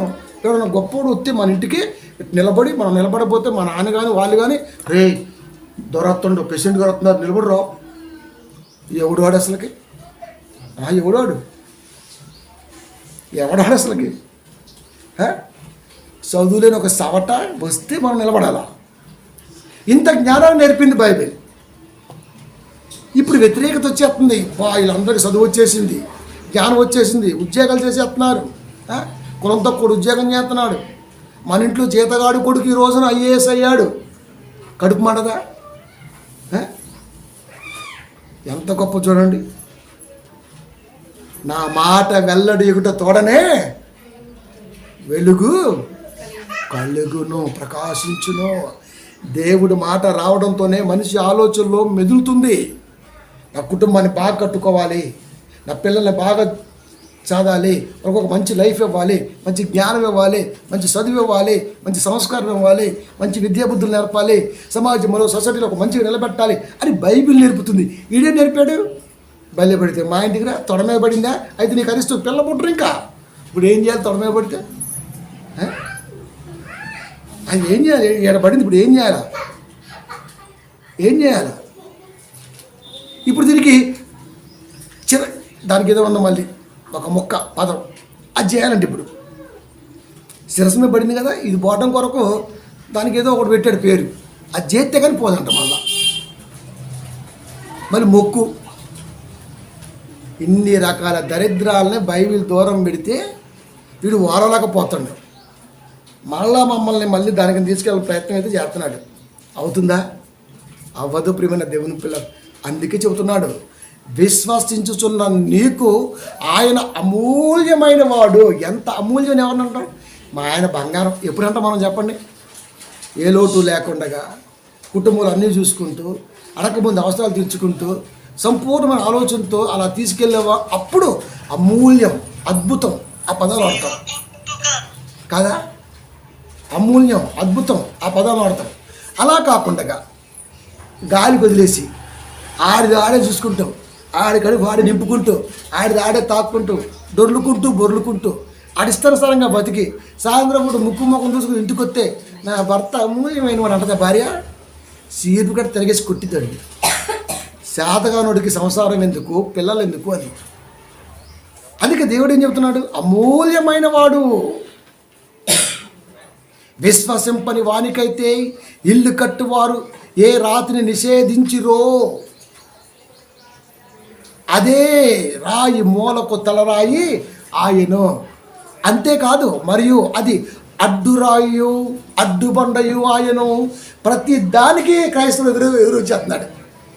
ప్రతి దానికి క్రైస్తవులు ఎదురొచ్చేస్తున్నాడు. అంతే. తప్ప అంతే. మీరు నమ్ముతారా? నాకు ఊహొచ్చిన తర్వాత ఊరిలో కట్టుబాట్లు ఏది పాటించాల, ఆ ఊరికి ఫస్ట్ మొగుని నేనే. నిజం. గుండు కొట్టడం ఆపిన ఏకైక క్యాండిడేట్ని నేనే. వాస్తు లేకుండా బోరేసిన క్యాండిడేట్ని నేనే. వాస్తు చూడకుండా నాకున్న బైబిల్ నాటి ప్రకారం ఇల్లు కట్టింది నేనే. నా పెళ్ళి కూడా నా ఇష్ట ప్రకారం, నా డేట్ ప్రకారం చేసుకుని నేను. ఎవడో ముహూర్తం పెడితే ఎందుకు చేసుకుంటా? నేను చేసుకోనుకున్నప్పుడు నా ముహూర్తం నేను పెట్టుకుంటా. నువ్వెవడో పెట్టడానికి ఏది పాటించలే. మా నాయన పోయిండు, అడిగారు, గుండు కొట్టాలి పచ్చాపడిన నువ్వెవరా చెప్పడానికి? పచ్చోళ్ళేంద్ర నాయన. నేను డెలివరీ అయ్యానా? డెలివరీ అయ్యానంటే నేను. మా నాయన టైం వచ్చింది, పోయాడు. తీసుకెళ్ళి మట్టిలో పెట్టాం. సాయంత్రం సువార్త ఉంది, పోవాలి. పొలివేర దాటకూడదంట. అబ్బా, పొలివేర అంటే అర్థమైంది తెలుసా? ఊరికి మధ్య హద్దు. అది పొలివేర. ఆ ఊరికి మధ్య ఆ మ్యాప్లో, ఏ మ్యాపు? గ్రామ మ్యాప్లో, మండల మ్యాప్లో హద్దు. దేనికైనా హద్దులు ఉంటాయి. దేశాలకి, రాష్ట్రాలకి, గ్రామాలకి, మండలాలకి హద్దులు ఉంటాయి. మన ఇంటికి పక్కింటికి హద్దు ఉండదా? అంటే ఇప్పుడు దాటిపోతున్న హద్దు దాటిపోతున్నాం మనం. అన్నీ పిచ్చి అక్కడ. అది వచ్చాం, సుమారు చేసాం, మళ్ళీ వెళ్ళాం. 3 రోజులు దాకా పోకూడదంట. ఎవడు రాశాడు ఇది? వాడు. ఈ 3 రోజులు ఏం చేయాలా? శాంతి హోమం చేయాలా. దీనికి ఎంత ఖర్చు అవుతుంది? ఆవు నెయ్యి 10 లీటర్లో అయిపోయింది 3000. పూజారికి 2000, అదొక 5000. చుట్టాలకు భోగం 3 పూట 3 రోజులు, అదొక 10,000. మొత్తం 20,000 బొక్క. దినం ఖర్చులు కాకుండా. మళ్ళీ దినం ఖర్చులు మామూలే. మళ్ళీ పెన్నం పెట్టినందుకు, లేకపోతే శాఖధాన్యాలు రకరకాలు. మళ్ళీ పొద్దుల గారికి మళ్ళీ పట్టు చీర కాదులే, పంచ. చరిచిన పట్లకు వచ్చాకి ఈ బట్టలు పెట్టాలి మళ్ళా. అంటే ఒక దినం చేయడానికి ఎంత చేయాల్సి వస్తుంది. కరోనా వచ్చింది. నిజంగా చెప్పంటారే, గుండె మీద చేసుకొని మీలో ఎంతమంది నిజాయితీ పరులను చెప్పంటారా? కరోనా వచ్చింది, ఏ వ్యాపారం వచ్చాడరా? అబద్ధం అన్నమాట. ముహూర్తం చూసి శవం తీశారా? 5 గంటలలోపు తీయాలా, 1 గంటప్పుడు తీయకూడదు. నీ అమ్మమ్మ కూడా ఇచ్చాట అన్నది పోరిచ్చారా? 1 గంటప్పుడు తీయకూడదంట శవాన్ని. మిట్ట మధ్యాహ్నం తీయకూడదంట, సాయంత్రం 5 దాకా తీయకూడదంట. మరి కరోనాలో అర్ధరాత్రి లేదు, అపరాత్రి లేదు, ఏడబడితే ఆడ తోసేశారు కదరా. నువ్వు దూరం ఉండి గజగజలాడుతూ అమ్మాయినా వద్దురో మమ్మొద్దు మయ్యొద్దు తీయరో అన్నమే. మరి ఇక్కడేమైంది? వాస్తు ముహూర్తం, ప్రేమ అంటే అంత నాటకమే కదా. నేను ఫస్ట్ నుంచి చెబుతూనే ఉన్నా, నాటకాల రాయిళ్ళు ఒక తెగులొత్తే కానీ బయటపడతారని. భూమి మీద ప్రేమ అనే పదానికి అర్థం బైబిల్ మాత్రమే చెప్పింది. మనుషుల మధ్య ప్రేమ ఎప్పటికీ ఉండదు. అది ఉన్నా కల్పితమే. తెగులు వచ్చిన రోజున అర్థమైపోయింది. కన్నదలు చచ్చిపోతే అక్కడ పెట్టాడు, ఇట్టుండి దూరం ఉండి ఇటు అడ్డం వేసి ఏడవట్లా. వాడు ఎవడరా తీసేవాడు? వాళ్ళ అమ్మ కొడుక, పెద్దోడా చిన్నోడా? వాడు దహన సంస్కారం ఎలా చేస్తున్నాడు? పట్టుకొని తీసుకెళ్ళి మట్టిలో పెట్టి కప్పేస్తున్నాడు కోటు వేసుకొని. అదే కోటు నువ్వు వేసుకుని దగ్గరికి ఎందుకు పోలేకపోయావు? బుడబొక్కల ప్రేమ.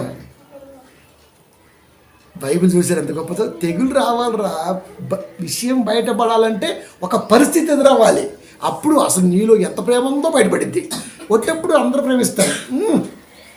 ఏదైనా పరిస్థితి వచ్చినప్పుడు మాత్రం అయ్యో ఇలాంటివాడు, అయ్యో నేను అనుకోలేకపోయానే అంటావు. నిజంగా పరిస్థితి వాడికి ప్రతికూలించినప్పుడే నువ్వు దగ్గర ఉండాలి. అది ప్రేమ అంటే, తెలుసా? అదే ప్రేమ అంటే. మంచిగా ఇప్పుడు అందరూ ఉంటారండి. పరిస్థితి బాగలేదు, ఏదో కష్టమో లేకపోతే ఏదో ప్రాబ్లం వచ్చి, గట్టి ప్రాబ్లం వచ్చింది, అప్పుడు నిలబడు. నిజమైన ప్రేమికుడు వాడే అవుతాడు. అమ్మ వీడు ఎట్ట అనుకున్నా, నేను ఎట్ట అనుకోలేదు, వీడు అబ్బే ఈ సంవత్సరం వేస్ట్ వచ్చాడు పెద్ద రీతి మంతుడు. ఈ రాధాగాడి బ్యాచ్ ఇదంతా. క్రైస్తవుడు దేన్ని చూడబ్బా. క్రైస్తవుడు చూసేది క్రీస్తు పంచిన ప్రేమను మాత్రమే చూస్తాడు. అందుకే చెబుతున్నాడు, అమూల్యమైన వాడు, నేను విశ్వసించిన దేవుడు అమూల్యమైన వాడు, మన స్నేహితుడు అమూల్యమైన వాడు. ఎంత గొప్పదండి బైబిల్. ఇక విశ్వసించిన వాడికైతే ఇంక అంతే, ఇంకా అంటే. కాబట్టి వాడి ప్రతి దానికి అడ్డుపడుతుంది బైబిల్ మాట. అందుకనే వాడికి అంత కోపం ఈ రోజున. బైబిల్ అంటే ఓర్చుకోలేకపోతున్నాడు, క్రైస్తవులు అంటే ఓర్చుకోలేకపోతున్నాడు. ఏ రకంగానైనా సరే విశ్వాసాన్ని చెడగొడదామని ఆలోచన ఉన్నాడు. అది. కానీ మేము నిజం చెబుతాం, వాస్తవం చెబుతాం, ప్రేమిస్తాం, ప్రేమను పంచుతాం, ఆ అమూల్యమైన వారి యొక్క మాటలను పరిచయం చేస్తాం. కాబట్టి క్రైస్తవ్యం దినదినము అభివృద్ధిలోకి వస్తూనే ఉన్నది, తగ్గలేదు, తగ్గదు కూడా. కీర్తన గ్రంథము 2వ అధ్యాయము 3వ వచనము, భూరాజులు యెహోవాకును ఆయన అభిషిక్తునికి విరోధముగా నిలబడుచున్నారు. ఎప్పుడో చెప్పాడు నాయన. బైబిల్కి, యేసుక్రీస్తు వారికి చాలామంది లేస్తారు. ఎప్పుడో ఏలికలు ఏకీభవించి ఆలోచన చేయుచున్నారు. ఏలికలంటే అధికారులు, అధికారం ఉన్నవాడు. ఏకీభవించి ఆలోచన చేస్తున్న రాజ్యాంగంలో పెడదామా? క్రైస్తవ్యాన్ని బ్యాన్ చేద్దామా? మొన్నే కర్ణాటక సుప్రీంకోర్టు ముట్టికాయలేసింది. వాళ్ళు నమ్మిన సిద్ధాంతాన్ని వాళ్ళు ఇంట్లోనే పెట్టుకోవచ్చు, చర్చిలో పెట్టుకోవచ్చు, బయటను పెట్టుకోవచ్చు, పర్మిషన్ నోరు మూసుకొని క్రైస్తవులకు ఇవ్వడం చెప్పింది. మొన్నే రీసెంట్గా 1 వీక్ అవుతుంది సుప్రీంకోర్టు, కర్ణాటక సుప్రీంకోర్టు. క్రైస్తవులు వాళ్ళు నమ్మిందని వాళ్ళు చేసుకుంటారు. నీకు ఆటంకం లేకుండా పర్మిషన్ ఇవ్వు, చెప్పు టైమింగ్ ఇలా అని వాళ్ళు చేసుకుంటారు. అంతేగాని ప్రార్థనా స్థలాల్లో ప్రార్థన నిషేధన మాత్రం చెప్పమొక అవుట్ అంతే. వెళ్ళిపోయింది అంతే. ఇక వెనక్కి వెళ్ళిపోయారు. ఇంకంతా సెక్యులర్ కంట్రీ అండి మంది. విభిన్న జాతులు, మతాలు, కులాలు అన్నదమ్ములాగా కలిసి ఉంటున్నాం. మధ్యలో ఇలాంటినా రోజుగాళ్ళు వచ్చేసి పొలలెట్టేస్తున్నారు, హిందువులు, ముస్లింలు, క్రిస్టియన్లు. మనకు ఆ ఫీలింగ్స్ ఉండవు. మన చుట్టూ ఉన్నవాడు భాయ్, మన చుట్టూ ఉన్నాడు హైందవ సోదరుడు, మరొకడు అందరూ మనం కలిసే ఉంటాం. కానీ వీడి వల్ల ఏమైందంటే మనస్పర్ధలు వచ్చేస్తున్నాయి మనకి. ఈ నొక్కని వేసేస్తే అయిపోతుంది అనిపించింది నాకు ఒకసారి. దరిద్రం అయిపోయింది. అది పొలంలో వీడి చీడపురుగులో తయారయ్యాడు. ప్రేమన దేవుని పిల్లలు.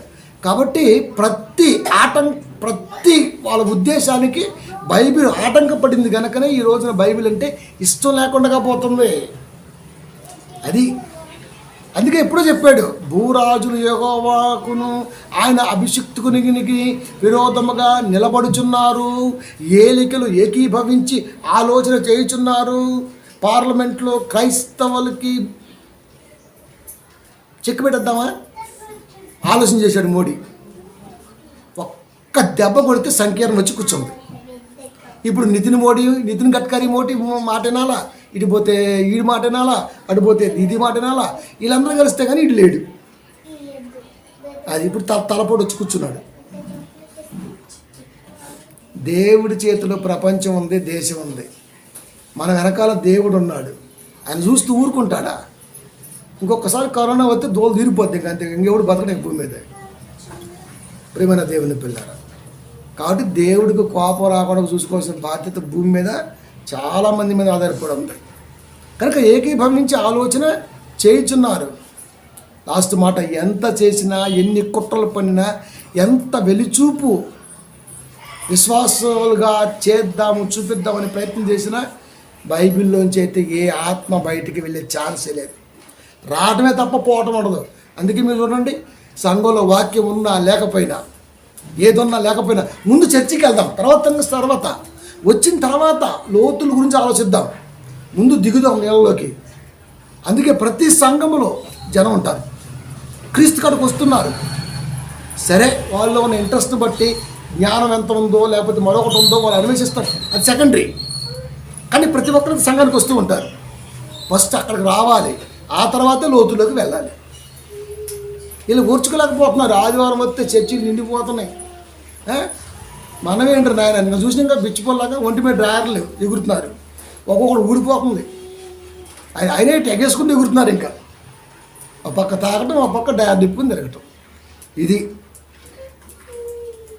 సంస్కారం కదా. మళ్ళీ ఏమంటారు, మీ దావీదు బట్టలు లేకుండా ఎగిరేది, మా దావీదు బట్టలు లేకుండా ఎగరలా, మా దావీదు డ్యాన్స్ చేస్తే పరవశించిపోయాడు. అది మరి ఇప్పుడు ఎంతమంది దావీదులు ఉన్నారు ఏంటారు? మరి ఈ 15 రోజులు చూసాము, ఒక్కొక్క బొమ్మ దగ్గర 100 మంది దావీదులు ఉన్నారు. అది ఒక్కొక్కడు గుడ్లగొళ్ళే ఒంటి మీద.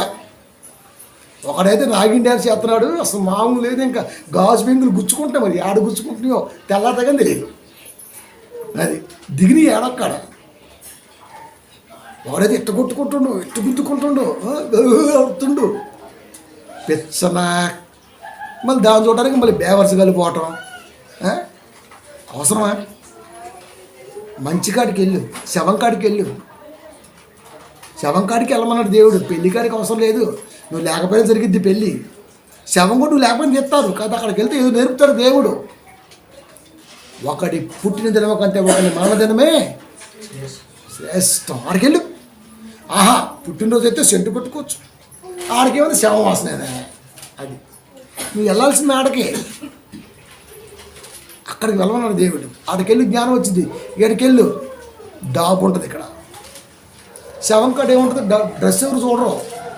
వచ్చావా, చివరి చూపు చూసుకున్నావా, నీ గురించి ఎంత ఆలోచించాడో కొన్ని మాటలు దొరుకుతాయి అక్కడ.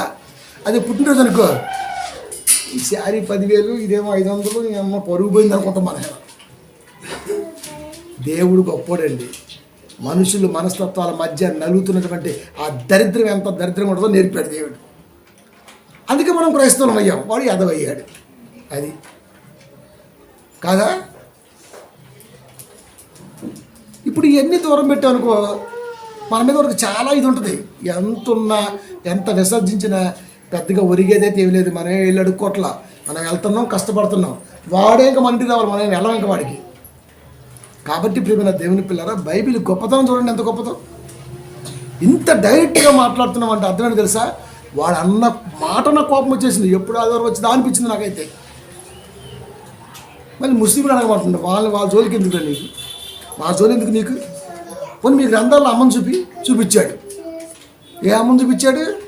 పొద్దున్న లేస్తే 10 సార్లు పోతాం టాయిలెట్కి, దీన్ని చూపించాడు. ఇది భూమి భూదేవైద్యా? మరి అమ్మని దొక్కుతున్నాగా, అమ్మ ఉమ్మేస్తున్నాగా, రకరకాల చేస్తున్నాగా. అమ్మ ఎలా ఉంది? నీరమ్మంటాడు, భూమి అమ్మంటాడు, పొదలమ్మంటాడు, గొట్లమ్మంటాడు, వాగులు, వంకలు, కుక్కలు, నక్కలు, మేకలు అన్నీ అమ్మలే. కానీ ఎదురుగా కన్న తల్లి మాత్రం వీడికి అమ్మ కాదు. కానీ మేము చెప్పాం అవన్నీ ప్రకృతి మా కొరకు. కానీ మా అమ్మగారి తల్లి ఒక స్త్రీ. ఆ స్త్రీ పరిస్థితి రివర్స్లో ఉన్న ఆమెను మేము పిలిచిన పేరు అమ్మే. అది మనమంట లెదరం చూస్తామంట. వాడు కదా లెదరం చూసింది, వాడే కదా వ్యవస్థలు పెట్టుకొని లెదరం చూసింది వాడే. కాబట్టి ఎన్ని బొక్కలు ఉన్నాయో, రాసుకున్న గ్రంథాలన్నీ తప్పే, ఒక్క గ్రంథం నిజం లేదు, అన్నీ అబద్ధాలే. అది అన్నీ అబద్ధాలే. జనాల మీద రుద్దే ప్రయత్నం అయితే గట్టిగా చేస్తున్నారు, కుదరని పని. కాబట్టి వేగులు వారిని చేర్చుకున్న స్త్రీలో దేవుడి క్రియను చూశాడు. చేర్చుకోవటం, ఆతిథ్యం ఇవ్వటం, ప్రేమగా పలకరించటం, వాళ్ళని ఓదార్చటం, అటు పోతే ప్రమాదం అయ్యా అని ఇటు పో అని చెప్పటం. ఈ సమయం అంతా ఆమె వాళ్ళతో ఏం చేసింది అంటే వాళ్ళ ప్రాణాలను కాపాడింది ఆమె. ఒక వ్యభిచారి ఊరు బయట ఉన్న స్త్రీ ఇంట్లో ఇన్ని గంటలు ఇద్దరు మగవాళ్ళు ఉన్నారంటే లోకం ఏమనుకుంటుంది? కానీ దేవుడు ఏమంటున్నాడు? వాళ్ళ ప్రాణానికి ఉత్తరవాదిగా ఆ స్త్రీని పెట్టాడు. అందుకని యేసుక్రీస్తు వంశావళిలో రాహాబుని నిలిపాడంటే ఆలోచించాలి. ఆయన పుట్టుకలో రాహాబుని పెట్టాడు.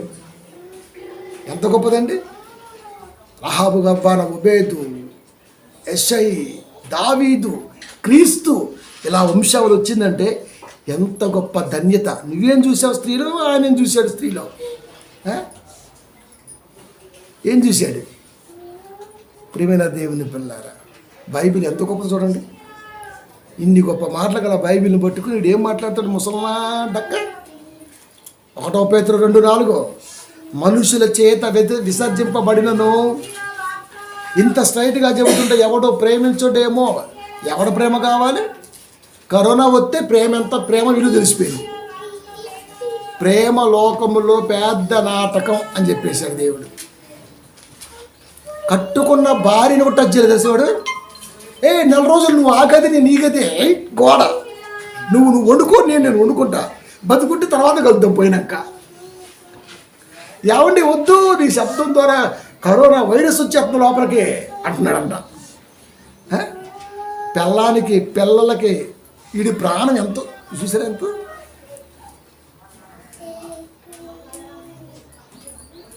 బయట పడిపోయింది. తల్లి పోయినా, తండ్రి పోయినా, కుటుంబాలకి ఏమైనా ఏది కూడా పట్టించుకోలే. మన ఇంటికి కూడా నొత్తుంటే గసగసలు ఆడిపోయాలి మనం. అప్పో ఎప్పుడు పోతుండ్రో నాయన అనిపించింది మనకి. మనకంటే మనం కాదు అక్కడ అర్థం. ఒక తెగులు మనుషుల మధ్య ఉన్న ప్రేమ ఎలాంటిదో ప్రపంచానికి నేర్పాడు దేవుడు. ఏ తెగులు నీ గుడారమును సమీపించదు. ఎప్పుడు? నువ్వు నన్ను వెంబడించు, నాలో ఉండు, నాతో ఉండు, నీ గుడారానికి తెగులు రాదు అని చెప్పాడు దేవుడు. అంటే తెగులు ఎందుకు వచ్చింది? తెగులు ఎందుకు వచ్చింది? అదే నేను ఢిల్లీ వెళ్ళానండి. వాటర్ బాటిల్ పక్కన వాటర్ బాటిల్కి చాలా దూరం ఉంది షాపులు. 7 బాటిల్ గీసి ఆడబెట్టాడు. ఇట్ట తీసుకోవాలి, మళ్ళీ ఇట్ట కూడా కాదు. అదే తీసుకుని అంటున్నాడు. ఓహో, ఫ్లైట్ కూడా అంతే. ఒక సీటు 3 సీట్లు ఉంటాయి బస్సులాగా. అటు మధ్యలో ఖాళీ, మళ్ళీ ఇట్టే. అది ఇటు చూడొద్దు, ఇంకా ఇటు జరగొద్దు ఇంకా. కాదా? అది నువ్వు దేవుడు నమ్ము, తారతమ్యాలు ఏమి ఉండవు. మనుషుల మధ్య ఉన్నవి అని చెప్పడానికి అది వచ్చి ఉంటుంది. కాబట్టి ప్రియమైన దేవుని పిల్లలు, ఇంకా ఉన్నదా అంటే నిన్నటి మొన్నటి వరకు కూడా ఇదే దౌర్భాగ్యం లోకంలో ఉన్నది అంటే వాడు ఏమి నేర్పుతున్నాడు? మీరు చెప్పండి, ఏం నేర్పుతున్నాడు వాడు? బైబిల్ ఏమో తొక్కిస్తుంది, వాడేమో ఓర్చుకోలేకపోతున్నాడు. బైబిల్ ఏమో అది కరెక్ట్ కాదంటుంది, వాడేమో ఓర్చుకోలేకపోతున్నాడు. అందుకే బైబిల్ మీద ఎంతమంది ఎన్ని నిందలేసి మాట్లాడతారో. మీ యేసు పుట్టకే పెద్ద వ్యభిచార లైన్ ఉందంటాడు. మనం కూడా వెనక్కి వెళ్తే ఈ అమ్మకాల నుంచి మనకు కూడా తెలిసిపోతుంది మరి. కానీ స్త్రీని గౌరవిస్తాం కదా మనం అనలేం మరి వాడు అన్నట్టుగా. అది అందుకే మీకు చెప్పిన ఒక్క రహాబు గురించి మాట్లాడినా. ఎందుకు? ఆ కొన్ని నిమిషాలు, ఆ కొన్ని గంటలు, ఆ వేగుల వారి విషయంలో లోకం ఏమనుకుంటుంది, దేవుడు ఏమనుకున్నాడు? లోకం బాగా ముదిరింది అన్నది, కానీ దేవుడు విశ్వాసం బాగా ముదిరింది అన్నాడు. విశ్వాసమును బట్టి రాహాబుని వేసి ఆ వేగుల వారిని చేర్చుకున్నది. ఎంత గొప్ప మనసు అండి! ఎంత గొప్ప మనసు మీరు చెప్పండి.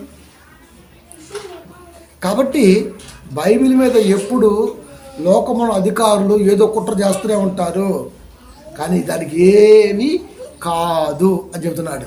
అందుకే 1 పేతురు 2:4 లాస్ట్, మనుషుల చేత విసర్జింపబడినను దేవుని దృష్టికి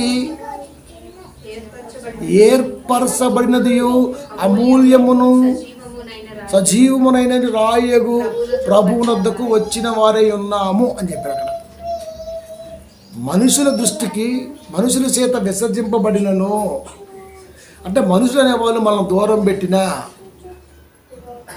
బాబు ఏంటాడు ఈడు ఎలా అంటున్నాడు, వాడు అంటాడు, ఈడు అంటాడు, ఒరే అంటాడు, డిమ్ అంటాడు, డెక్ అంటాడు, ఎక్క అంటాడు. ఏంటి కాపురు అలాగే ఉండేది. యేసుక్రీస్తు అంటే మాత్రం మొన్నమబలా ఉంటాడు, ఏం మాట్లాడ్డో. యేసుక్రీస్తు వారు పుట్టుక వ్యభిచారగల వంశ పుట్టుక అంటే మాత్రం సైలెంట్గా ఉంటాడు. వీడు పత్తిత్తు. అది మనం ఒరే అన్నాం అనుకో, కృష్ణ అయ్యగారు ఒరే అంటాం. ఒరే అంటరా బోళ్ళు అంటాను. ఇంకా మన దగ్గర గ్రంథమే ఉంది. ఎందుకన్నా నీ భార్య నన్ను పోత కత్తి లేకుందంటే అమ్మా ఏం కత్తి లేకుండా అటవా అంటారా చూద్దాం. మరి ఎదురు తిరిగి మరీ గొడవ పెట్టుకుంటాడు. అయ్యగారు రెండో సారి అట్లంతే. నీ భార్యనంటే అంత కోపం వచ్చింది. మీ ఇద్దరిని కలిపిన దేవుణ్ణి ఎవడో పోరం పోకున్నాడు అంటే కోపం రాదా అండి మనకి? ఆహా, అయ్యగారంటే నోరు పవిత్రం, చూపు పవిత్రం, మాట పవిత్రం. మాకు రాదు, ఈ నటన రాదు, మాకు రాదు, మేము నటించలేము. అది మేము నటించలేము అట్లా. అందుకని రాధాగాని ఏటు వెనక ముందు ఎత్తనే ఉంటుంది తప్ప వెనక్కి రాం. మన పిల్లల్ని ఒక మాట అంటేనే మనం తట్టుకోలేము. అలాంటిది కుటుంబాన్ని ఇచ్చి, మంచి లైఫ్ ఇచ్చి, 60 ఏళ్ళ జీవితాన్ని ఇచ్చి, ఇంత పెద్ద మంచి స్థితిని ఇచ్చి, ఏది తక్కువ కాకుండా దేవుడు అన్నీ ఇస్తే ఆయన ఎవడో పోరంబోకుడు ఒక మాట అంటుంటే అది నీ చెవులో పడితే సవటన దద్దమ్మలాగా ఊరుకుంటూ వెళ్ళిపోతుంటే ఏమనాలి? నువ్వు కొద్దివా మనిషివే ఇలా అనకూడదంట. కుక్కే అంటాం. అరే పంది పోతుందిరా రోడ్డు మీద అంటాం. మనం అంటమా అనమా? పందివారు పోతున్నారండి అంటమా? కుక్కగారు పోతున్నారండి అంటమా? మనం అంటమా? ఇప్పుడు మన ఇంట్లోకి వచ్చింది, ఇప్పుడు మన పిల్ల ఇడిలోకి వచ్చింది, స్వామి లేసి కుక్కగారు నా కొడుకుని కరవకండి అంటదా? పాలుగారు కర్ర తీసుకుని ఒక్క తండ్రి అతను చర్చలు లేచిపోయి. ఎందుకు చెప్పండి? అదంటే వాడికి ఇష్టం కాబట్టి. నా దేవుడు అంటే నాకు ఇష్టం. అది ఎవడైనా నోరు తూలినా నోరు జారినా వదిలేదేలే. కాబట్టి మనుషుల చేత విసర్జింపబడినను దేవుని దృష్టికి ఎంచబడినది అమూల్యమును సంచమైనటువంటి యొక్క విధానములు మనం ఎలా ఉన్నామయ్యా అంటే ప్రభువునొద్దకు వచ్చాము. మీరు ఎలా అనుకున్నా సరే మేము దేవుడి దగ్గరే ఉన్నాము, దేవునితోనే ఉన్నాము, సజీవునైన దేవుడి దగ్గర ఉన్నాము. కనుక మేము ఎన్నైనా సరే మా దేవుడితోనే ఉంటాము. మాకు ఆయన ఆచారాల నుంచి ముక్తి కలిగించాడు, అవమానం నుంచి జ్ఞానం నేర్పాడు, కుటుంబ విధానంలో ప్రేమ నేర్పాడు, ఎలా ఉండాలో లోకం నేర్పాడు, మర్చిపోకుండా గ్రంథాన్ని ఇచ్చాడు. మీరేం చేస్తున్నారో వాటిని వ్యతిరేకించడం కొరకు కూడా మాకు ఆధారం ఇచ్చాడు. కాబట్టి మీరు ఎన్ని వాగినా బైబిల్ ముందు నిలబడలేరు. కాబట్టి ఈ రాధా మనోహర్ దాస్ అనేవాడు బైబిల్లో మంచి అమ్మను చూపించిందని వీడు ప్రకృతిని చూపించాడండి. వీడంతే కూడా మీరు చెప్పండి. ఇప్పుడు మనం ప్రకృతిని చూపించామండి. భూమాత గోమాత అన్నవా? ఎంత ఉంటుందంట బాటిల్. ఏంట్రా ఇదంటే గోమూత్రం 500 ml. ఎంత? 500. ఇదేంటిది? ఇది గోమూత్రం. ఇది దాయితే సగం రోగాలు పోతాయా? మరి హాస్పిటల్ ఎందుకు? లీటర్ ఫ్రిడ్జ్లో పెట్టుకుంటే అయిపోద్దిగా కదా. ఎందుకు అనవసరంగా అర్ధరాత్రి అపరాత్రి డాక్టర్ గారు ఉన్నారు టెన్షన్ వెళ్ళిపోవటం ఎందుకు? అడ్వాన్స్ పెట్టుకుని వామ్ వాటర్లాగా పెట్టుకుంటే అయిపోద్ది కదా. వామ్ వాటర్లాగా ఎత్తుకొని బాటిల్ పెట్టుకుంటే అయిపోద్ది, దాని పక్కన రాసుకుంటే అయిపోద్ది. ఆవు టాయిలెట్ అదే మోపు తీయటం కొట్టకేయటం అయిపోయి సకల రోగ నివారణ అంట. మళ్ళీ అబ్బా ఇట్లా తాగటం పొద్దున్నే ఎట్లా అంటాం. నువ్వు తాగు, ఎందుకంటే గోమాత కాబట్టి తాగు. కానీ మాకు గోమాత అయితే కాదు, గోవు మంచిది అంతే. ఇలాంటి దౌర్భాగ్యులంతా ఉన్నంతకాలం అలవాటు లేని తింటే సగం రోగాలు వస్తాయి. మరి దానివల్ల ఏ రోగం వచ్చిద్దో. కాబట్టి ప్రియమైన దేవుని పిల్లారా, సృష్టి దోతలుగా దేవుడు నిర్ణయించి మన అవసరాలు తీర్చడం కొరకు ఇచ్చి పశుపక్షాదులు కూడా మన కొరకు ఇచ్చాడు. ఆవు అయినా మేక అయినా ఏదైనా సరే మన కొరకే. మనం లోకం రావడం కొరకు ఒక స్త్రీని ఇచ్చాడు అమ్మగా. ఆ ప్రేమను మరవకుండా ఉండటం కొరకు మన గర్భాన్ని మళ్ళీ స్త్రీని ఇచ్చాడు బిడ్డగా, తోబుట్టువులుగా, అమ్మగా, చెల్లిగా, తోబుట్టువులుగా, బిడ్డగా, భార్యగా. స్త్రీ ఒకటే కానీ పిలుస్తున్న రూపాలే వేరు. వారిలో నీకు కనబడింది అమ్మ. అందుకే మనం బిడ్డను కూడా అమ్మాయిట్రా అంటాం. మనం అమ్మాయిట్రా, మనకు తెలియకుండానే అమ్మాయిట్రా అంటాం మనం.